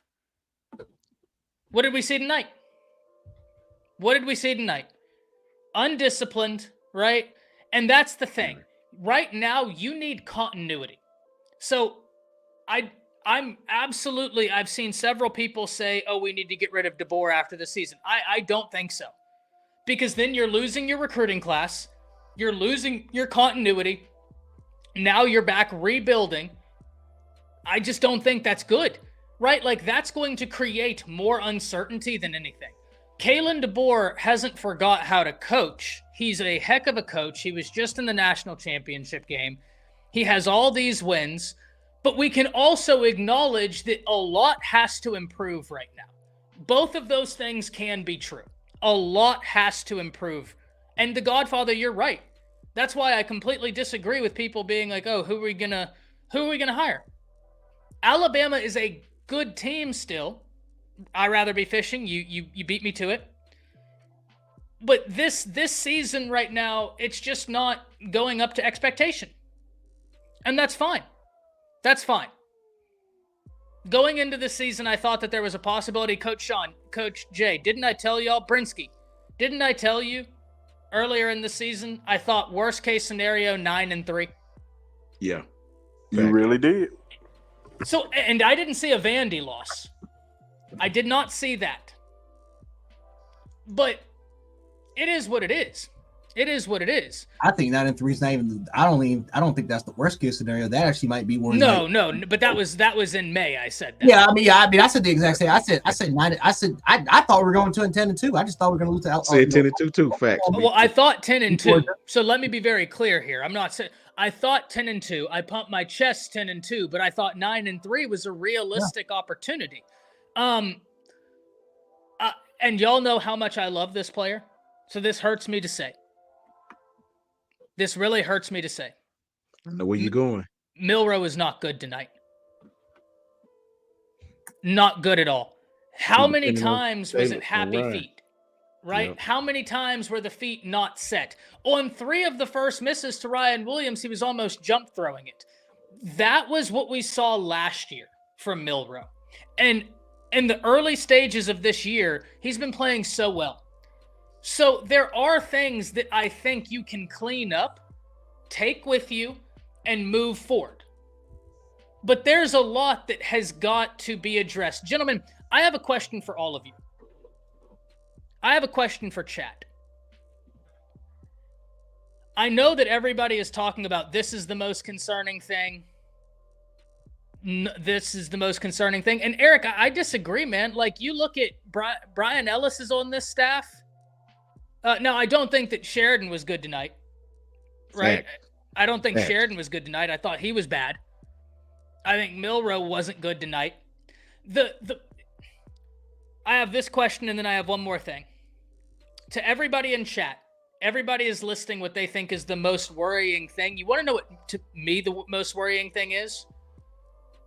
What's the identity of the team right now? I've spoken about that. We don't have one. That's what makes Texas, up until this point, so good, so consistent. They know who they are. You know what I mean? That's the most worrying thing to me. And Texas is getting their ass kicked because they're going away from their identity. They're going away from this super chat real quick. They're getting their ass. Shout out to Bino. Let me grab this real fast. Shout out to Bino. Miro has too much control over the offense. I don't know, Bino. I don't really know if he has control like Yeah, I that. don't know about I, that. I, I don't really know, Bino. I don't know if the calls are coming in or I don't know. I mean, I just know we had one um delay of game penalty. The next time we in the huddle for God knows how long, we line up at 10 seconds. We damn near get another one. So We're I don't know if the graced, play. honestly. Yeah, I don't So, know, Bino. Shout out, so, thank you, Bino, for that $2 super chat, so man. Much love to you, Bino. Go ahead. let me say this, Coach. Uh, there's a lot going on here now. Okay, let's be careful. Okay, all right. It's still our team. Okay, all right. Oh, 100%. That's Yeah, why I'm not sitting here saying yeah, fire DeBoer, any yeah. of that. No, DeBoer Yeah, is, no, facts. I'm not going there. Ty. I'm yeah, saying this. Nick Sheridan got to like 15 seconds to get in Miro's Facts. ear before communication shut off. All this stuff is kind of new here. Right now, we're on the road too. If you get him a entire play change, which is entire protection change, which is everything in 15 seconds, he got to get everything set, see everybody, look at the coverage, pre-snap, process. That's a lot to do in under 14 seconds. And then to make sure the protection's still good. A lot of that was some of that tonight. I can promise you that. So that means that Nick Sheridan is not on his game still. Facts. 100%. That's what I was saying. Okay. That's what I 100%. was saying. I don't know if Okay, it's so there's a lot going on, man. You know, before we say, hey, look, let's say the guy, look, I would say this. The game plan tonight in the first half, we should have capitalized on the turnover. We did not, and that was a ball game. When you let a team stay in the game like Tennessee and they're at home on the road and they're a running ball club, they eventually gonna get downhill on you and the momentum gonna shift. That's exactly what happened. yeah. So I mean, our team just got to learn how to win. This is a transitional year, okay? Yeah. DeBoer is a great coach. His coaching staff, they all knew before this year, these guys never coached together. They're a team too. So when the pressure is on them, guess what's going to happen to them? Either they're going to choke, they're going to pull together, or they're going to fix it. Just like the players in the locker room. You know how it is in the locker room, Sean. We're going to get it right, or we're going to pull apart, we're going to blow up.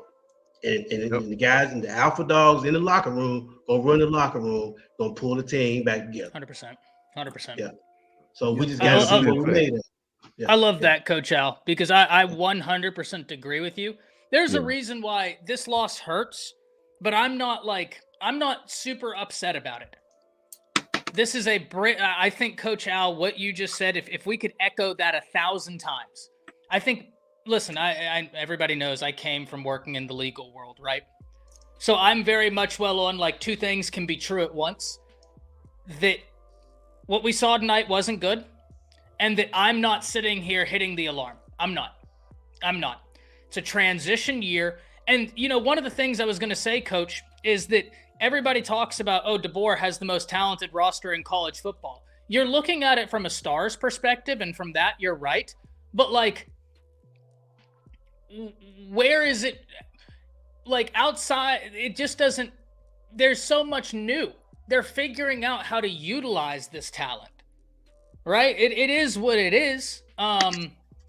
It is what it is, right? Good job by Tennessee for weathering the storm, but damn it, Bama should have had that game. And Tennessee play like ass. They play like they did today. I mean, Nico missed 4. I'm not gonna say they're going to be touchdowns. Well, no, 3 of them should have been touchdowns, but he missed a lot of wide open opportunities based off the looks that we were showing. It was.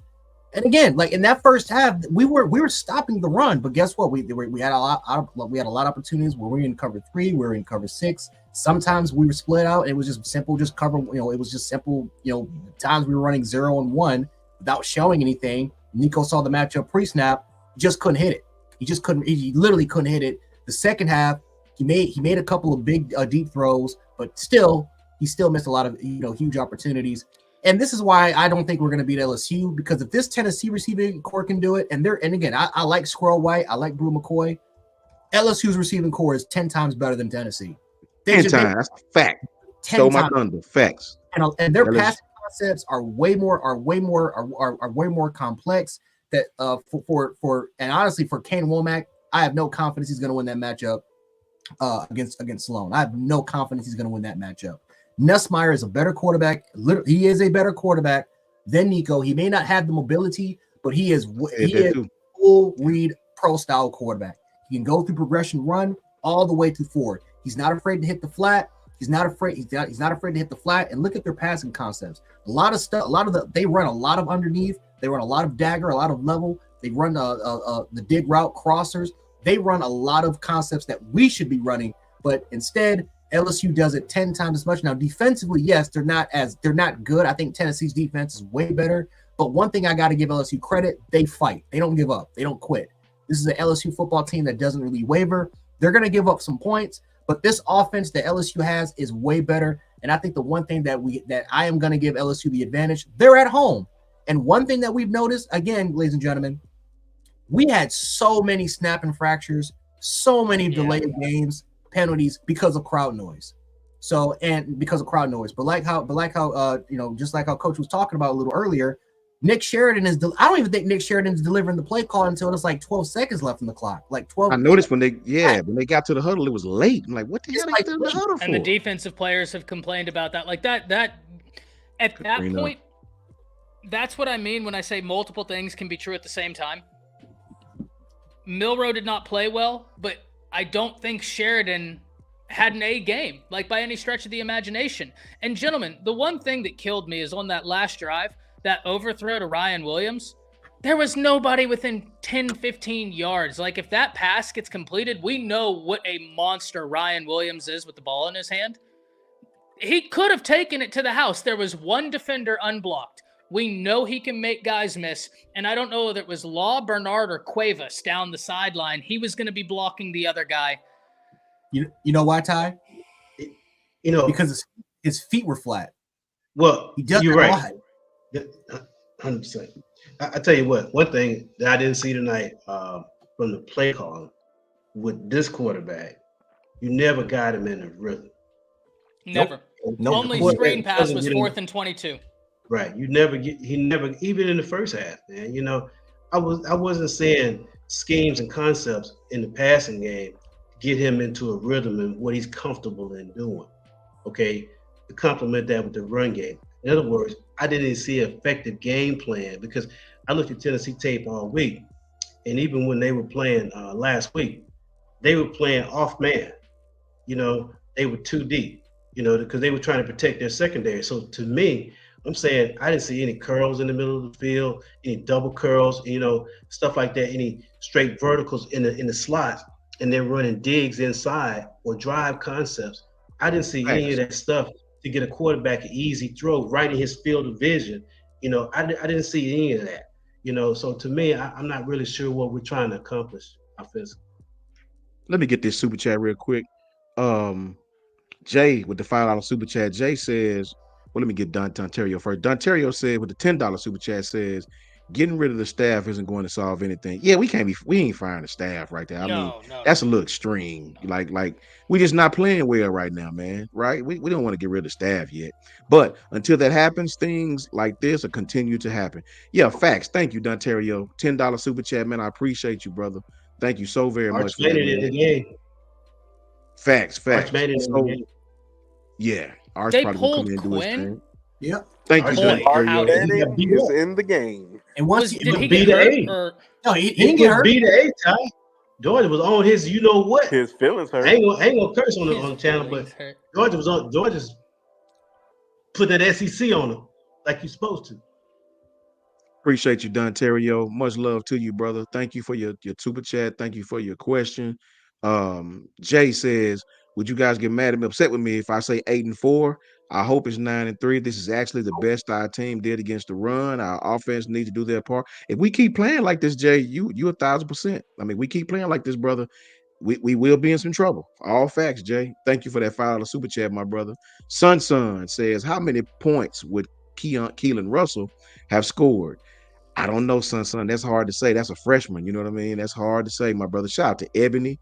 Shout out to my sister Ebony. Much love to Ebony is up in here doing her thing. Much love to you, man. Really quickly, also, guys, shout out to Katrina as well. Eric D as well. Let me get my brother Brinsky's thoughts on this. Brinsky, I need to know how you feel about this tonight, man. I need to know in detail what is your thoughts on what you saw, and do you have any concerns going forward? In the words of Aaron Rodgers, everybody relax. It's just year one. I It's just agree. year one. Yeah. I didn't have no high. Most folks had high expectations for us to go to the national championship, which I clearly didn't have. Why? Because when you lose so much talent in that secondary, and then you lose some guys that go to the draft too. Like, man, look who we lost. Yeah. I'm like, yes, the secondary wasn't a problem. The defense actually played good. The Facts. problem that I had was that we didn't capitalize on those turnovers, which you can't get 3 turnovers and not get nothing out of it. You just basically just wasting time or not and letting the team just keep hanging around. Jalen Milroe, if I had the greatest performance, I give it a D minus. It was Yeah. too many overthrown balls that he did all game. We say Nick Sheridan didn't call. I don't know how folks feel about Nick Sheridan play calling. I think throwing. I forgot how many times he threw the ball in the first 47. half. 20, Oh, 27 27. in the first half. 27. See that is crazy. That is Crazy. crazy when you got Jam Miller and Justice Haynes in that backfield. We don't need, and then especially I don't need you to be feeding Ryan Williams like it's the end of the world. Like it's And okay, man. It's good. Like we don't need to keep force feeding them. We got Kendra Law, we got Kobe Prentice, we got guys out there that can make plays, man. Just oh my god, it was so annoying. Just especially when we was in the red zone the first time. Matter of fact, 3 yards away from the end zone. Why are you throwing a fade to Ryan Williams? Why? You want to know the craziest part about that? What's If that? you must throw a fade, like if you must, I think you run the ball, but I'm no offensive coordinator. So take what I'm about to say with a grain of salt. I'm no expert. Who was on the other side of the formation, gentlemen? Caleb Odom, 6'5", no safety help over there. The safety was cheating over to Ryan Williams' side. If you must throw a fade, why not throw it to the 6'5" wide receiver? Bingo. Hey, I wouldn't even be mad about that. Jump ball. It's either incomplete or I out-jump you for it. He had 5 inches on the DB. what you guys think about Lynn's comment? Lynn is involved with that stuff. Lynn says, this is how this works. Why I'm pissed. NIL will come to us and ask, the collectives pretty much, and ask for more money to keep players when if the coach was doing better, they would not have to. I'm that guy. Did we make the right choice? What you We think make about that? we made you talking about did we make the right choice at head coach? Yeah, I mean, I I think think we so. did. Yeah, of course we made the right choice. What this is what I'm not understanding. Do folks I think folks don't realize what Nick Saban did was abnormal. What he did. And the great Josh Pate said folks he ruined college football for guys like Ryan Day. Like, do you not know? Like, just look at the greatest coaches of all time, man. Guys wasn't doing what Nick Saban was doing a year. At best, losing 2 games. Like, come on, Preach. man. Like, I mean, and who we would have hired. and that's another thing. Thanks, A. Watt. Who were we going to hire and put in that position? And if y'all want everybody to be fired, okay, cool. If that's what you want, who you gonna put in there? And you expect them to go undefeated the next year if they bring in somebody new? That'd be Jalen Milroe. Nah, well he's going to the NFL, but I'm just saying the man had 3 offensive coordinators in the last 3 years. Come on, man. Dan Lanning wasn't taking. He's not taking the. He wasn't taking the Bama job. Dan Lanning was not going to take the. He was not taking the Bama job. I know a lot of He people. has more money than God at He's Oregon. He wasn't taking the job. Now again, we never offered him. We never offered him. DeBoer was the choice. He was the guy. He just came off of going to a national championship. I mean, he just came off of going to a national championship. Plus, he whipped Dan Lanning three times in a row. Whipped him. So, you know, Kalen DeBoer was the best option because if it wasn't going to be him, it was going to be Jeff Fish from Arizona. And if it wasn't going to be Fish, you were going to the NFL to look for a coach. And in my opinion, if you're going to do that, I would have tried to make a call to Brian Flores because I want to get somebody from the Belichick tree, right? Because Yeah. Nick Saban. What did he come from? The Belichick tree line. And then obviously all those coaches that spawned under Bill Belichick might, like a Vrabel, a Brian Flores, hell, even a Josh McDaniel, if you want more of an offensive minded coach that brings that Saban-like mentality, you could have brought in a Josh McDaniels. But that's what I would have done. The problem is, though, they're not college coaches. They're NFL coaches. They will coach, especially in this era of NIL. These players, they're not going to take getting yelled at and all. They're not going to do that, especially with all the money. And the players have a huge advantage over coaches that they simply like. There's a reason why Saban retired in the first place. He retired because he retired because of NIL.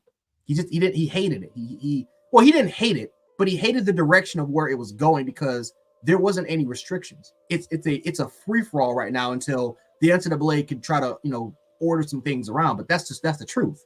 So DeBoer was the option. Again, he's a free loose guy. He's a player. He's a player's coach. His coaching staff. Like what's the number one thing these players and recruits have talked about with these coaches? They're relatable. Like they're more relatable than Saban has ever had with his coaching staff, right? But sometimes when you have a player's coach, especially with a lot of these players that are trying to transition into a different set of culture, it's going to be different. This is why I want DeBoer's got to get his own guys. He's got to get his own guys that the players that recruits, they have familiarity already with the coaching staff. So when they come in, nothing's new is going to change. Like everything that they see is exactly what they're going to get, right? It's not going to be a big transition. Even with this recruiting class didn't really get a lot of familiarity with Kalen DeBoer. I mean, I think the only one that did was Noah I forgot his name, but the 3-star the Mac was Mac and Noah Carter, who was at some point who was committed to Washington, who knew what this coaching staff or what Ryan Grubb and Jamarca with Shepard and DeBoer was already bringing to the table. So it is what it is at this point, ladies and gentlemen. But no, we're not going to fire DeBoer. I'm going to keep telling you, don't expect a huge coaching change within this coaching staff. Like, I still expect Womack to be here. I expect Sheridan. Sheridan might be the only coach I think will change. And I think it's because, again, he wasn't the initial guy that was calling plays. It was Grubb. Sheridan was promoted for emergency situations. So he may go out and get someone else that he knows has familiarity with and step up and call plays. But Sheridan will probably still be on the roster.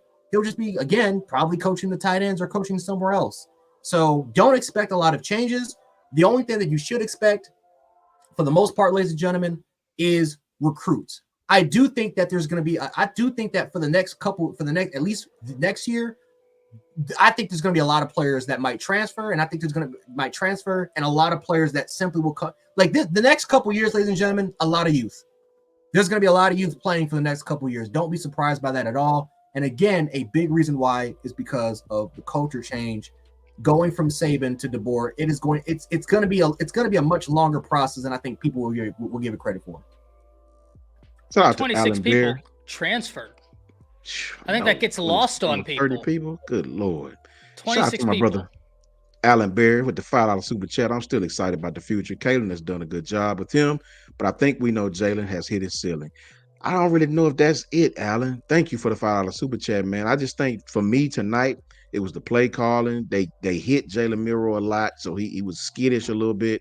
We didn't help him a lot with a lot of those play calls. You know what I'm saying? We were sending a lot of those pass routes running. I thought it's kind of like what Jay said. I thought Bill O'Brien was in the press box again. Facts. Thank you, Alan. Exactly, Coach. Thank you, Alan, with the $5 super chat, man. Let me get this last one. Thank you, Alan. I appreciate you, brother. Kalen said with the $5 super chat as well. Said, did y'all see the play on the goal line where Ryan Williams and GB did a jump shot? That kind of illustrates to me that this is a thing. The thing about it is, Kalen, it's that amongst other things, right? It's just to me, the play calling, we choreographing dances, but we can't block nobody, right? I agree, man. Thank you for the $5 super chat, Kaylin. I appreciate you so very much, man. And my brother Dontario says, I wasn't saying that y'all wanted the staff go. Yeah. Facts, No, Dante. We 100%, know. man. Facts, Dontario. We know. All facts, brother. We were just addressing some other people that was asking why. You know what I mean? Thank you so much, Dontario, with that $5 super chat, man. Much love to you, brother. Much love to my brother Lynn. Lynn says, We got ice cream trucks rolling out the practice field, music blaring. Facts. That's what Coach Jay was saying earlier. We got a lot of nice, wonderful things going on that's very, very, very different. And we just don't know if the players are responding. Let me get you guys on this last topic real Well, and quick. then I Really... have a question, Go ahead, Ty. Lynn. Go ahead. Go ahead, Lynn, Ty. I got a question for you. Because I think, were you referring to Lane when you said you wanted a guy who's one state up?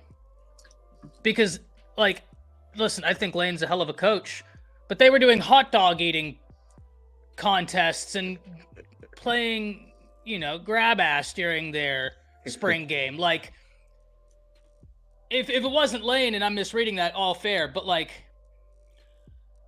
Anthony says the locker room is gone. If that's the case, Anthony, let's find out who wants to play.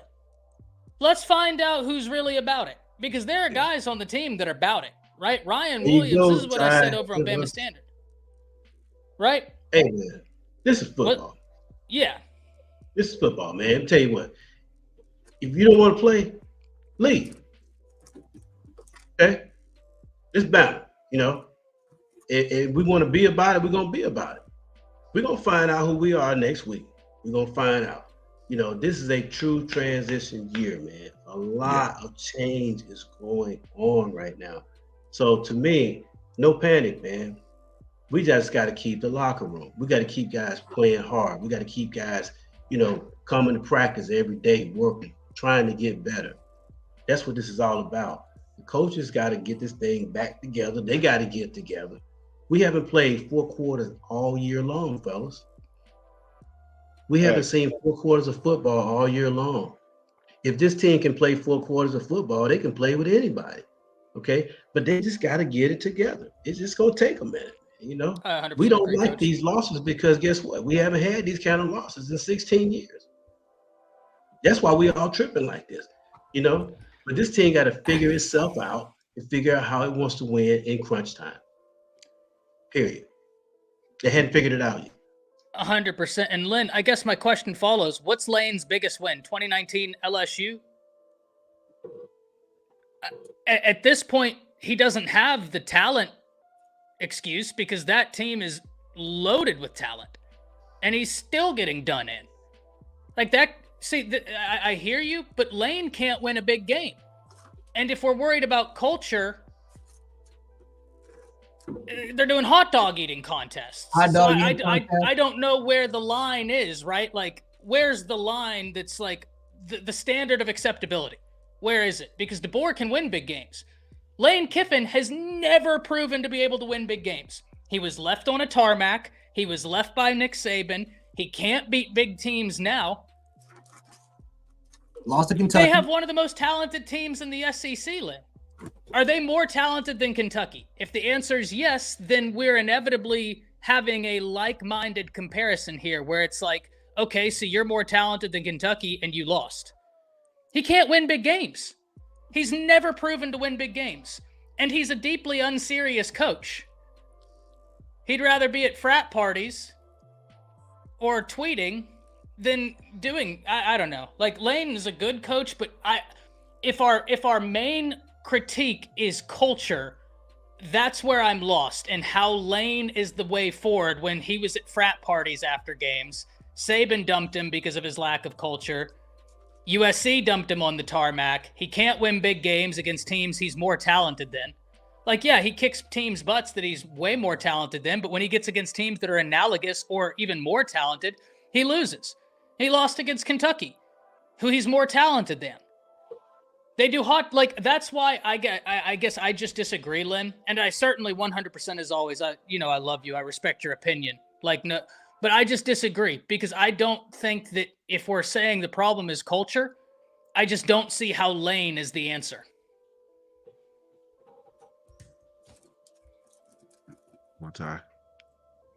My damn camera.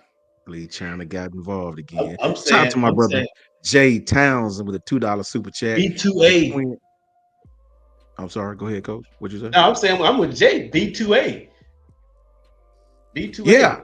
Georgia's got Benny, his bag of tricks. I mean, man. Kirby's in his bag of tricks, and them quarterbacks are feeling it. I'm actually loving this, man. Jay also says, "Hey, Coach, let's give everybody a pep talk. We're gonna be all right. Yeah, we're gonna be We're gonna be all fine. right. But see, We're gonna be all right. my disdain ain't even about scheme or none of that, even though we sucked. My disdain ain't even that. Cause all this stuff can be fixed. My Right. disdain come from I just don't like Tennessee, bro. That's my only I'm with thing. you. You I'm know with what you. I'm saying? I'm with Shout out you. to I'm Jay. with you. You know what I'm I'm saying? Quinn with you. Ewers just I'm got benched telling for you. Arch. Yeah, Jay. They said Quinn got benched. Arch is dangerous, man. Shout out to you, Jay. Thank you, Jay. Appreciate you, my brother. $2 super chat from my brother Jay, as usual. Let me get you guys on this last topic, man, really quickly. Let me get my man Cody. Cody texts me and says, "Bro, why can't we spread the ball around? Too much talent to only be thrown to the same guy." And the thing about that, Cody, is I do believe, man. I don't know if he just found a comfort zone with Ryan. I don't know. I don't know, Cody, man. You know, I think it's just a multitude of things. Schematically, it's just a multitude of things, man. You know what I mean? I'm so afraid that frustration gonna set in, like Coach Al was talking about. Got to keep these players locked in, man. Got to keep these players locked in. For me, if I'm doing reasons, I don't like the play calls on early downs. I don't like what we was calling on offense. The defense played their asses off. You got to take hats off to them. I don't want no coach fired yet, bro. It's too early for that. But schematically, Sheridan has got to be better.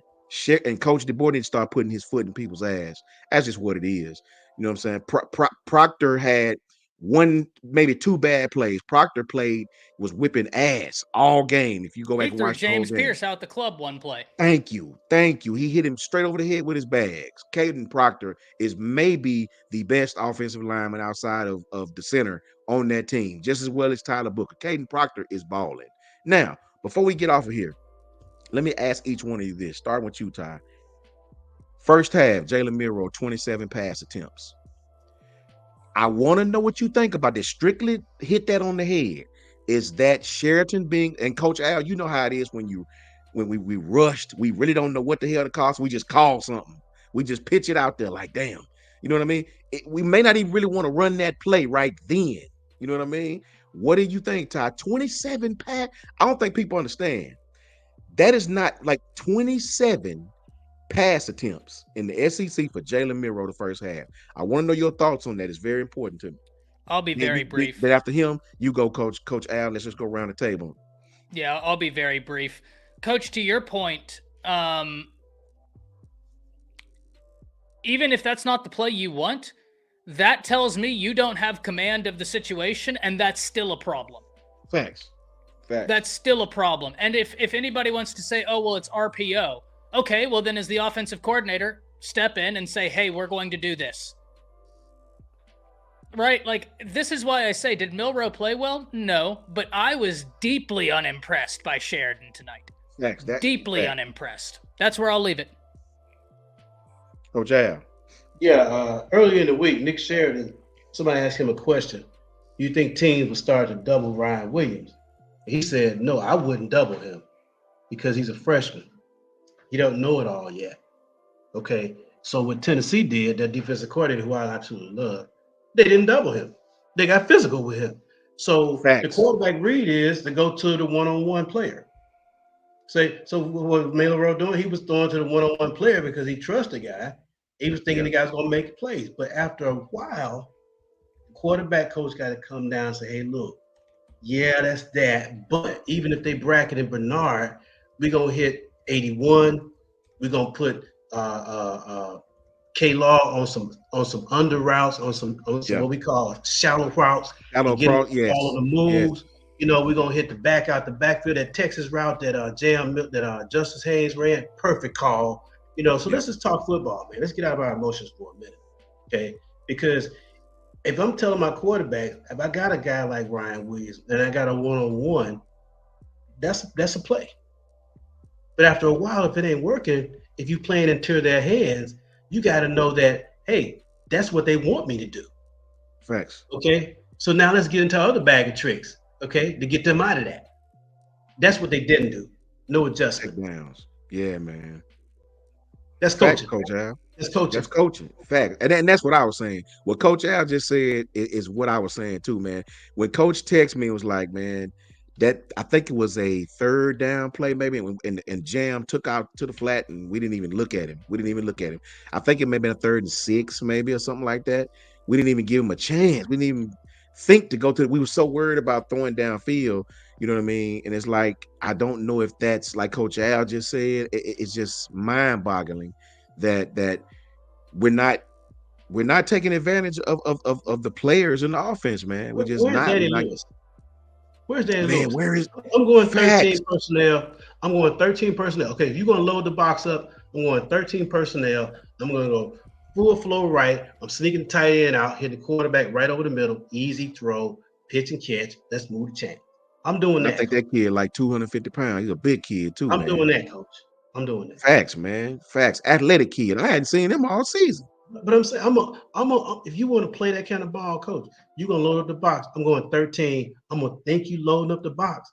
If you want to go one-on-one with Ryan, and I got Jerry Bernard on the other side out there, hey, I'm going to play those games with you. I'm going to screw with you.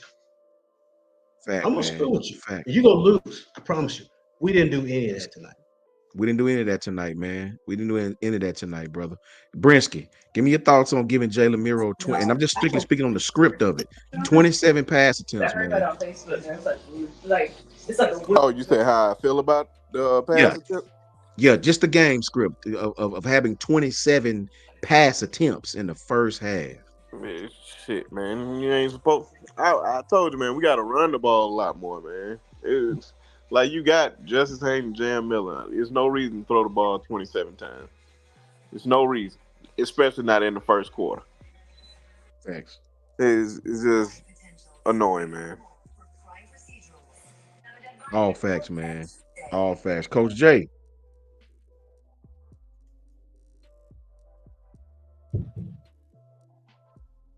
Coach J, you there?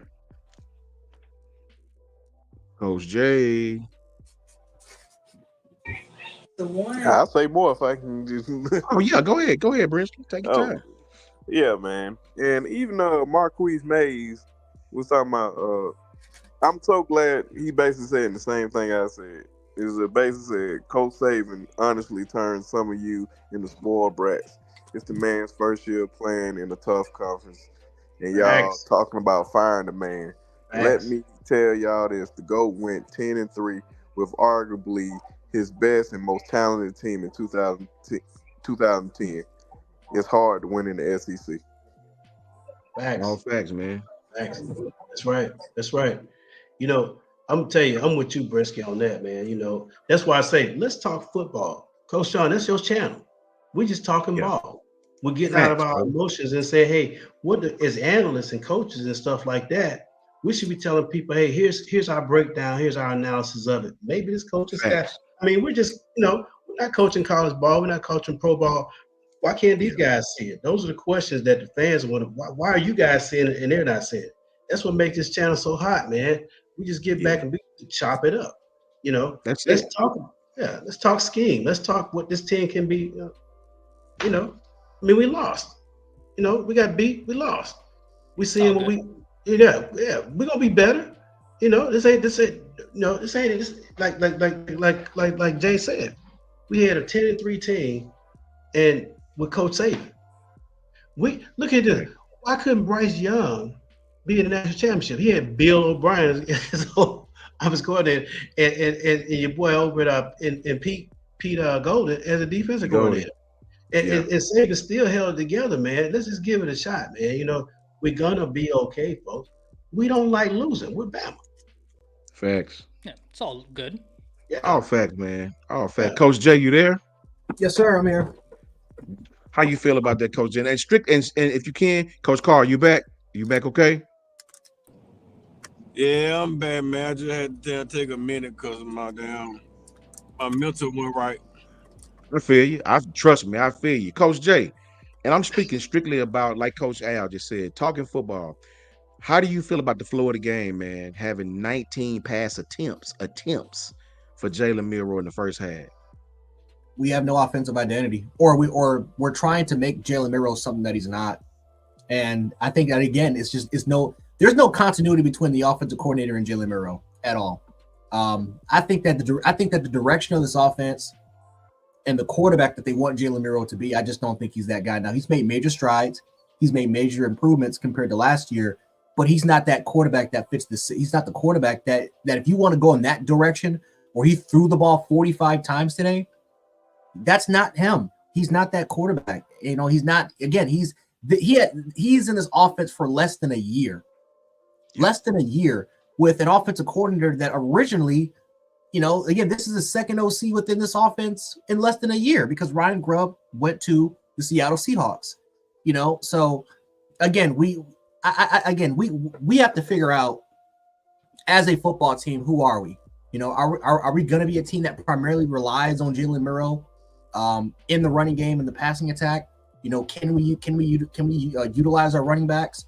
What's our blocking scheme? What truly is our blocking scheme? Because I've seen 3 things today, and I'm like, I just no. We got to stick. I think we just have to stick with one. It's okay to mix a few things up here and there, but it's just been confusion all season long. Receiving concepts again. We got to figure out again. We got to figure out a way how to utilize the personnel, and this is why I think if there's any coaching change, it probably would be Sheridan, but it won't. Again, he won't be fired. I think he'll be downgraded to becoming. I think he'll be downgraded to a positional coach because that's exactly what he was supposed to be. And you bring in someone that actually has familiarity with this offense that Kalen DeBoer has when it comes to play calling duties. Who will that be? I have no idea. But in terms of Kane Womack, in terms of maybe Jamarcus Shepard doing that first place. Yeah, maybe Jamarcus, because again, Jonathan was saying that Jamarcus Shepard was supposed to be the play caller. But Ryan Grubb's leaving messed everything up. So maybe year 2, Jamarcus Shepard becomes the play caller. But again, it's gonna be minor changes. I think people in the moment they want significant changes, and it's not realistic. This is not college football 25 where you could just hire the offensive defensive coordinator and then you fire them and then you wait until week 3 of bowl season and then you get the level 40 coaches. You're not gonna do that. That's just not a realistic situation. So. Again, my expectation was playoffs. It still is on the board. If they win out, I think they will make it barely, but they'll get in. But, again, I mean, for what I actually think this team is probably going to be, this is a 8-4 to 9-3 football team. And I think that right now, some people may hate me for saying this. I am looking beyond year 1. I am looking for year 2. Of course, I am looking to see how this team is going to finish. How is this team going to finish now that we're going to get we're now officially in the latter part of the season? There's 5 games left. How is this team going to finish? How can we make major strides? Can these coaches learn from their mistakes? Can Kalen DeBoer get better as a game manager? Can Jalen Murrow bounce back? Can this run game get can these running backs get more carries and get more involved in the running game? Again, I like the last couple weeks. I like what I saw from my defense. I know, again, the score is not going to tell you otherwise, but I like the last couple of weeks what I saw from my defense. They weren't the reason why we lost. Now, the Vanderbilt game, yeah, they were the reason why we lost that football game. But the last couple of weeks, it wasn't on the defense. It was because the offense started off hot, and then the defense made their adjustments, threw a counterpunch, and we just panicked. We just folded under pressure. So we got to figure out who we are as a football team. We got to learn how to win, right? We have to learn how to win. We have to learn, we got to step on people's throats. Coach Carl, give me your thoughts on Jalen throwing the ball 27 times. And before you go, I'm not as down on Jalen as some of the guys in the chat. I'm not as down on Jalen as some of you guys are. Yeah, I mean, the dude had a bad game. He got hit a few times, right? You running him, you throwing him. I mean, he got hit. You using him as on these running plays. It's the same kid that has beaten every team we did beat and played well.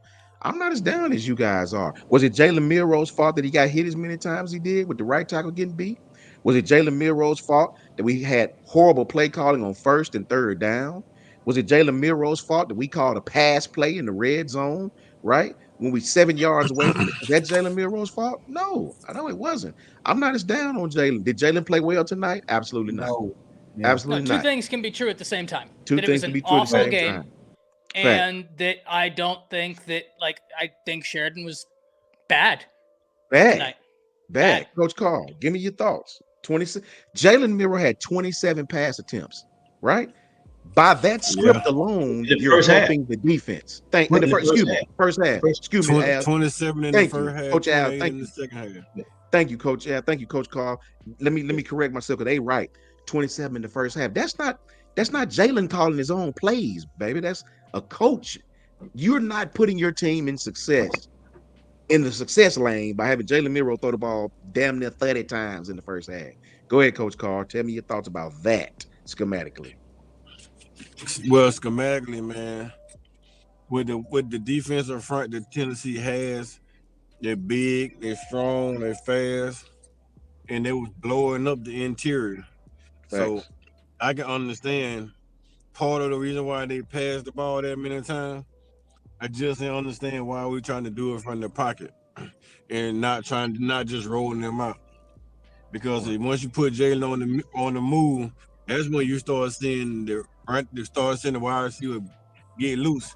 On the person right now, you want to drop back into a passing offense, a run and gun type offense. You only have one receiver that can beat man coverage. One.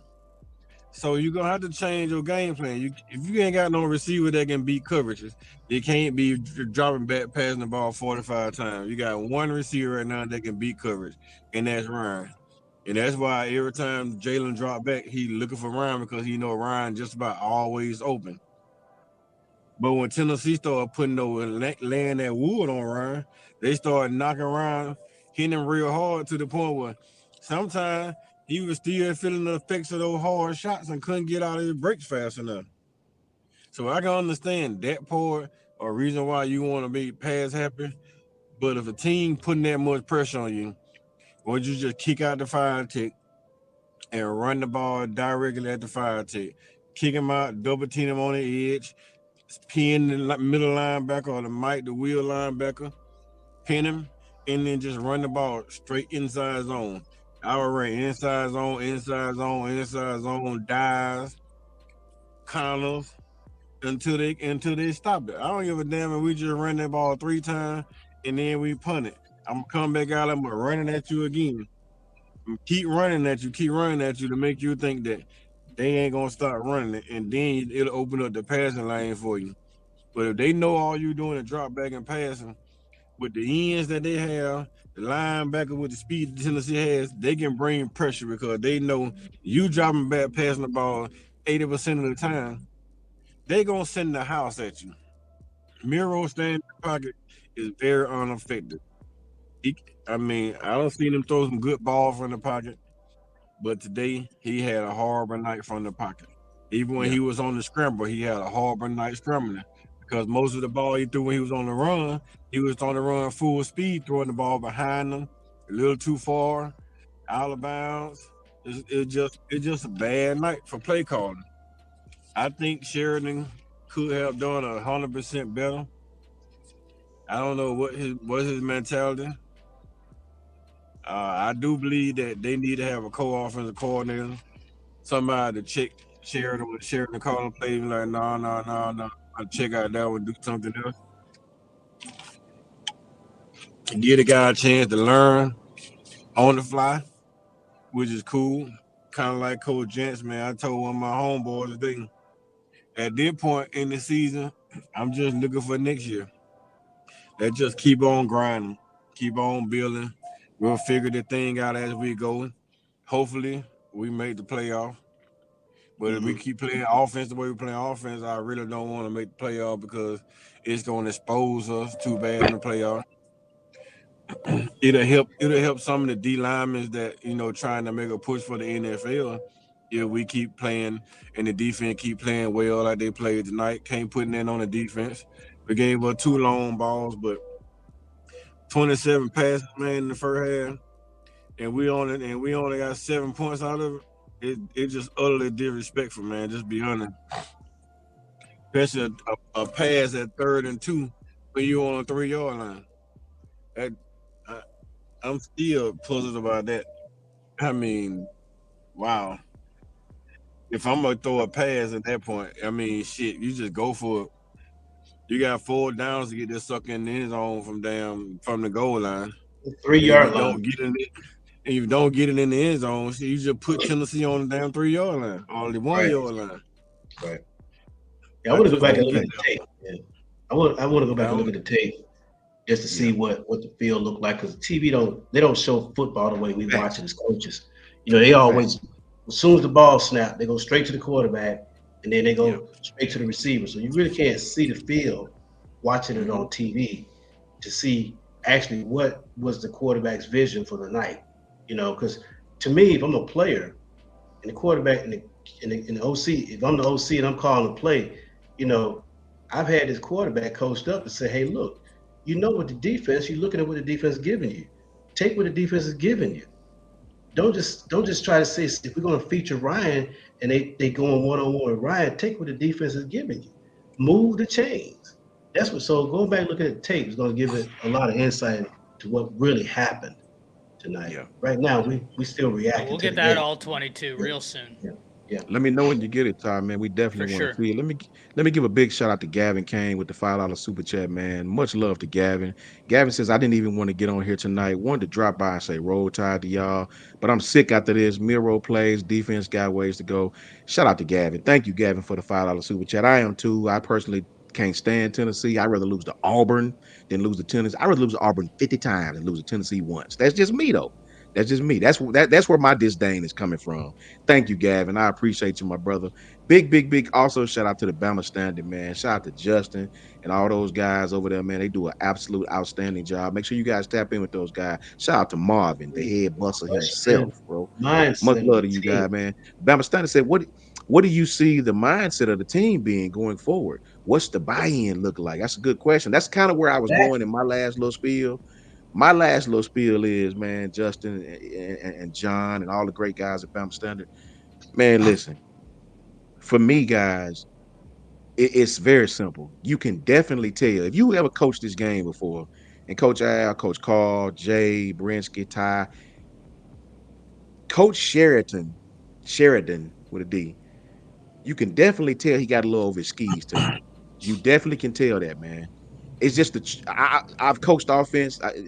You can definitely tell he got a little over his skis, man. Because anytime, and I understand the coverages, I understand take what the defense give you. I get it, man. But 27 pass attempts, that is not even in. And it's just like Coach Carl said, even if you have to do that, which we shouldn't have to, but if you have to not roll him outside in the pocket, to not get him some type of easy throw, to have him chunking the ball downfield. I got a friend right now that's going back looking at the stats, see how many times he threw the ball over 30 yards downfield. I mean, what game script is that? What like what did they give you to make you think you could throw the ball that much downfield 27 times? Brother, with the offense that you run right now with Justice, Jam, Penning, pulling, just like Coach Jay said, it's like we do so many different things with that offensive line, man. 1 minute we down blocking, 1 minute. It's like they do so many different things. I don't know what the hell, what type of offense we have. I posed that trivia question at the top of this show. I said, up until this game tonight against Georgia, do you know why Texas had played so consistently? Because they know exactly who they are. They know exactly who they are. They have a brief identity, right? They do. They know exactly what they want to do. And when they get away from that script, that's when things start to go bad. I don't know what the hell our identity is right now. Running, passing. And as far as Jalen Miro, yes, we all know. I agree with Lynn. He had a horrible game tonight. His feet weren't set. He was very, very, very fundamental tonight. We were very undisciplined in the play calling. We were undisciplined on lots of things. Our right tackle had some struggles, but most of his struggles came from just lazy play. Just lazy play, getting out of his pass set very, very, very late, overextending, reaching, just very lazy play, man. Very lazy play. That comes from practice habits. Coach Al, Coach Carl, when your practice habits are bad, it shows up on the game, man.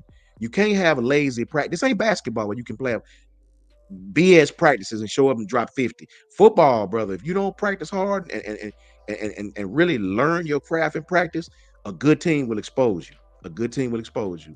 So for me, it's just more of the same, man. It's just like Coach Jay said. To me, this is what it is, right? I'm not even really that upset outside of the fact that we lost to Tennessee. Y'all know how I feel about Tennessee. The fundamental and schematic side of it, it just is what it is. Like Coach Av said, it is what it is. We got to get better. My Yep. mindset, Justin, to add to answer you guys is they got to get better, like right now. And I'm not talking about changing all these different things because it's too late for that. You have to get back to your fundamentals, man. All these penalties we have and stuff like that, pre-snap penalties. the undisciplined things of pushing the other guy. You got to start putting some belts to some asses inside your own locker room and get some damn respect from your teammates, man, from your team. Because right now, it's showing up on the field. The frustration, we all understand it. We feel it too. We feel it too. But you got to start putting some belts to some asses. All that honeymoon of being your best buddy, dapping you up. No, no, no. You got to get back to fundamentals, man. If you get back to fundamentals, it'll show up on Saturday, bro. I can live with losing. I can live with losing if you play hard. But penalties, things of that nature, arguing amongst each other in front of the camera, nah, man. I can't accept that as a fan, right?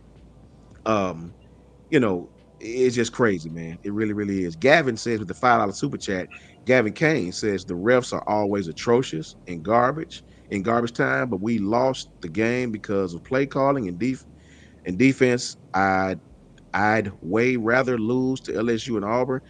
Thank you, Gavin, for the $5 super chat. I can respectfully disagree with you. I don't think we lost because of the defense tonight. I think the defense probably played their best game of the season against top-notch competition. Don't forget, going into the third quarter, Tennessee had 0 points. They had 0 points, right?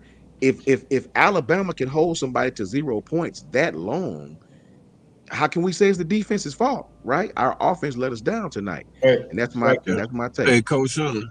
Hey, Coach That's Sean. my take. Let me give you a piece of the thing what I just thought about, right? You know Nick Sheridan, right? He come out of that West. They come out of that West Coast. They never had a dynamic like Ryan Williams. And I think because they realized that they got that nice shiny toy out there, Ryan Williams, that can take the top off the ball, that can catch this thing in a slant or any little play and turn up and go 60, 70, 80, 90 yards.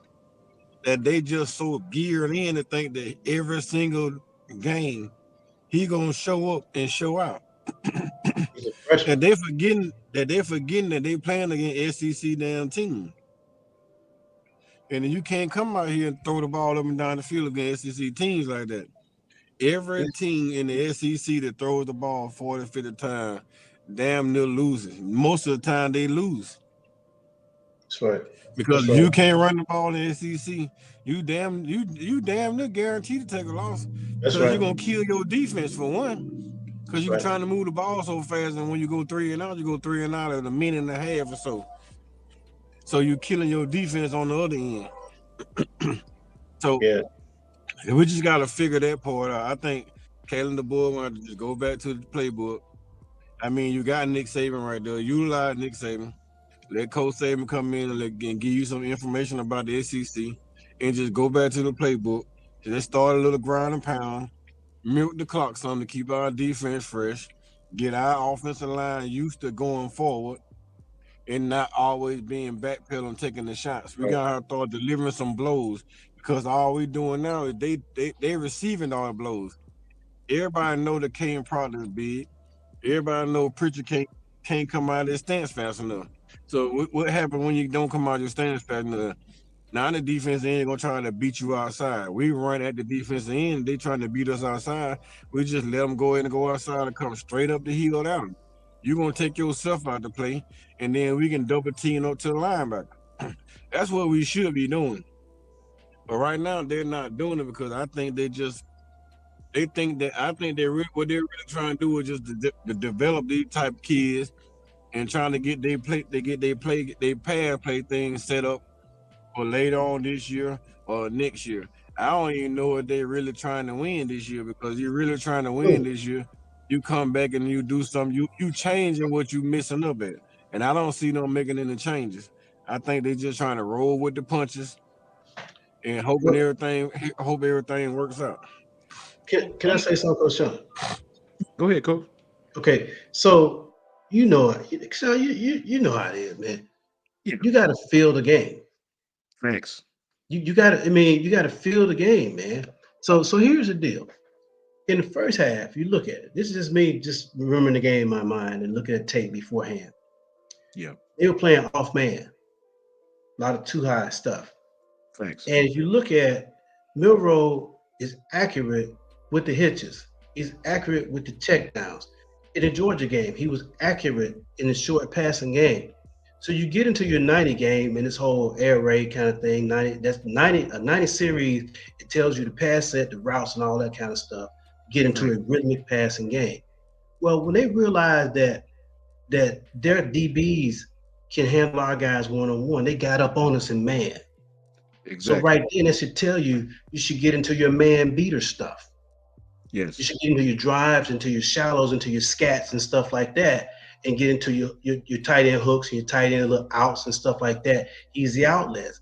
That way the ball's coming out. Quarterback's in rhythm. The offense is in rhythm. So now the defensive coordinator got to adjust and wait a minute. They're in their short game, okay, which is basically a long handoff. That's the OC. You got to have all of that into your arsenal going into the game if they play you a certain way. That should have been talked about in the coaching last week. All of that stuff. It should have been talked about. This ain't rocket science, Coach Sean. You know this. Facts. Facts, If man. they're up on All you, facts. you can't throw a smoke. You can't throw a slip screen outside because they're already up on you. They're gonna blow it up. So what Exactly. you got to do, you got to throw it at an inside guy, block down, and go out and up over the top. We call it Fox. It's little stuff like that that Yes. I'm not seeing. Man. So I'm about to hop off, but I did want to say this, right? Like, sky's not falling. Coach Sean, you're 100% right that the penalties were killer. Yes. But I think one thing we need to remember, Bama has been one of the most penalized team in college football for the past 3 years. So the lack of discipline didn't show up today. Facts. Ty, before you get off, Ty, tell everybody where they can find you before you get done. Yeah, you can find me at Around the Table Sports. You can find me at Bleacher Report. You can find me here. Always having a great time. Thank you very much for the platform, as always, Coach. To Coach Al, Coach Carl, Brinsky, Coach Jay, Coach Sean, is always a pleasure getting to talk with y'all. I will see y'all Monday at 5:30 on that Monday roundtable. Until then, roll tide as always, guys. Much love to my Roll brother Ty, Tide, man. brother. Roll Thank Tide. you for coming, Ty. We appreciate you, my brother. Sit out with you tonight, Ty. Facts. Coach Al, before we get out of here, I agree with you 1,000%, man. Slants, crosses, angle routes, all that. All of that. We didn't even. It's utterly ridiculous. Let everybody know, Coach Al, where they can find you, where they will be able to tweet you if they got questions. Much love to my brother Bal for regulating the chat, man. Go ahead, Coach. Al saying 79 on Twitter. Hit me up. Hit him up, people. Saying Hit him up. 79. Yeah. Coach Jay. Yeah, you can find me at Gent Sports on YouTube or Gent716 on TikTok or Gent716 also on Twitter or X. All facts, man. Coach Carl. Hey, man, you can find me on Twitter, Coach KD Taylor, or you can find me on YouTube on the Block Sport Talk with Coach Carl. And I appreciate you, Sean, for calling me back on, man. Let me come back in, man. I was having a real bad time, man. I couldn't focus, man. It was just, I don't know. I think Tennessee got me, man. It was all about LSU, but I really do believe that Tennessee game got me. Like, it hit differently because I was ready to smoke a cigar, and then they killed my cigar. You go, Coach. So I don't get a chance to smoke a cigar again the next year. And then I mean, it really affected me on that one, man. So I apologize to y'all, man. I just had to jump on and get my thoughts together because I was in here cursing and having a fit. All facts, Coach. I'm with you, man. Brinsky. Well, I'm Brinsky Shaw with Shaw Shooter Podcast. Y'all catch me on YouTube at Shaw Shooter Podcast. Also catch me on Twitter at B_Sharp or X, whatever you want to call it. Well, sorry I wasn't cammed up tonight because I got caught up watching these other games. And I was just like, man, I ain't trying to even think about this game right now, and pissed off I was. But like the sky not like Ty said, the sky's not falling, man. Everybody relax. 100%. It's just this first year. This ain't like this year 4 and we making these mistakes. We got some nice shiny toys coming in. There's always a transfer portal. Like, let's just relax, man. It's not. We can't expect Nick Saban out of Kellen DeBoer. Let's let Kellen DeBoer be Kellen DeBoer. Right. Facts. Right. Yes, right. yes, yes. I appreciate. Let me say personally, everybody who tapped in, man. We had 230 people at one time. Man, thank you guys for tapping in, brother. I really appreciate you guys. All my brothers on the panel that do an absolute awesome job. Everybody tapped in. Paul T, my brother Lynn, Sheila, Bama X, my brother Bal, who always holding me down. Hattie Mae, Pam, just everybody, man. Everybody, thank you very, very, very much. Much love to my brother Jake, wherever you at out there, Jake. You know what I'm saying? Hey, Love you to death, homie. Much love to set the tone, man. My brother John, who came through, man. Much love to them dudes. Everybody who tap in with us. Support all the Bama creators, man. Support everybody channel. We ain't all got to disagree. You know what I'm saying? But I support the guys who support me, man. Much love to you all. You know what I'm saying? Everybody from all the different channels, all the AAA people, everybody, man. You guys are freaking awesome. You know what I'm saying? Keep on tapping in. The sky's not falling, right? But I will say I can't stand Tennessee, right? Me I neither. can't stand Tennessee. Paul T. Lynn, I'm sick than a bruh. It's just a bad night, bruh. Bad night. I don't smoke, bad night, right? coach. Yeah, it's just I just don't Bad like night. that team, man. I don't like that team at all, brother. I can't stand nothing about them, bro. But shout Yes, out to sir. them. They won. Shout out to them, right? Bad night. We gonna get better. I'm gonna try to be positive. We gonna try to get better. We better get better, right? And that's what it is, man. Much love to my brother Coach Jay, my brother Brinsky, my brother Coach Carr, my brother Al, Ty, John, everybody who tapped in tonight, man. Roll Tide to you all in the chat. We'll be back on Monday evening with Ty and you know, go Georgia. You know what I'm saying? That's all I can say. You know what I'm saying? Until then, our last player, our last attendant, our last teammate, the SWD, spinning wheel of doom. Roll Tide to Doom. everybody, man.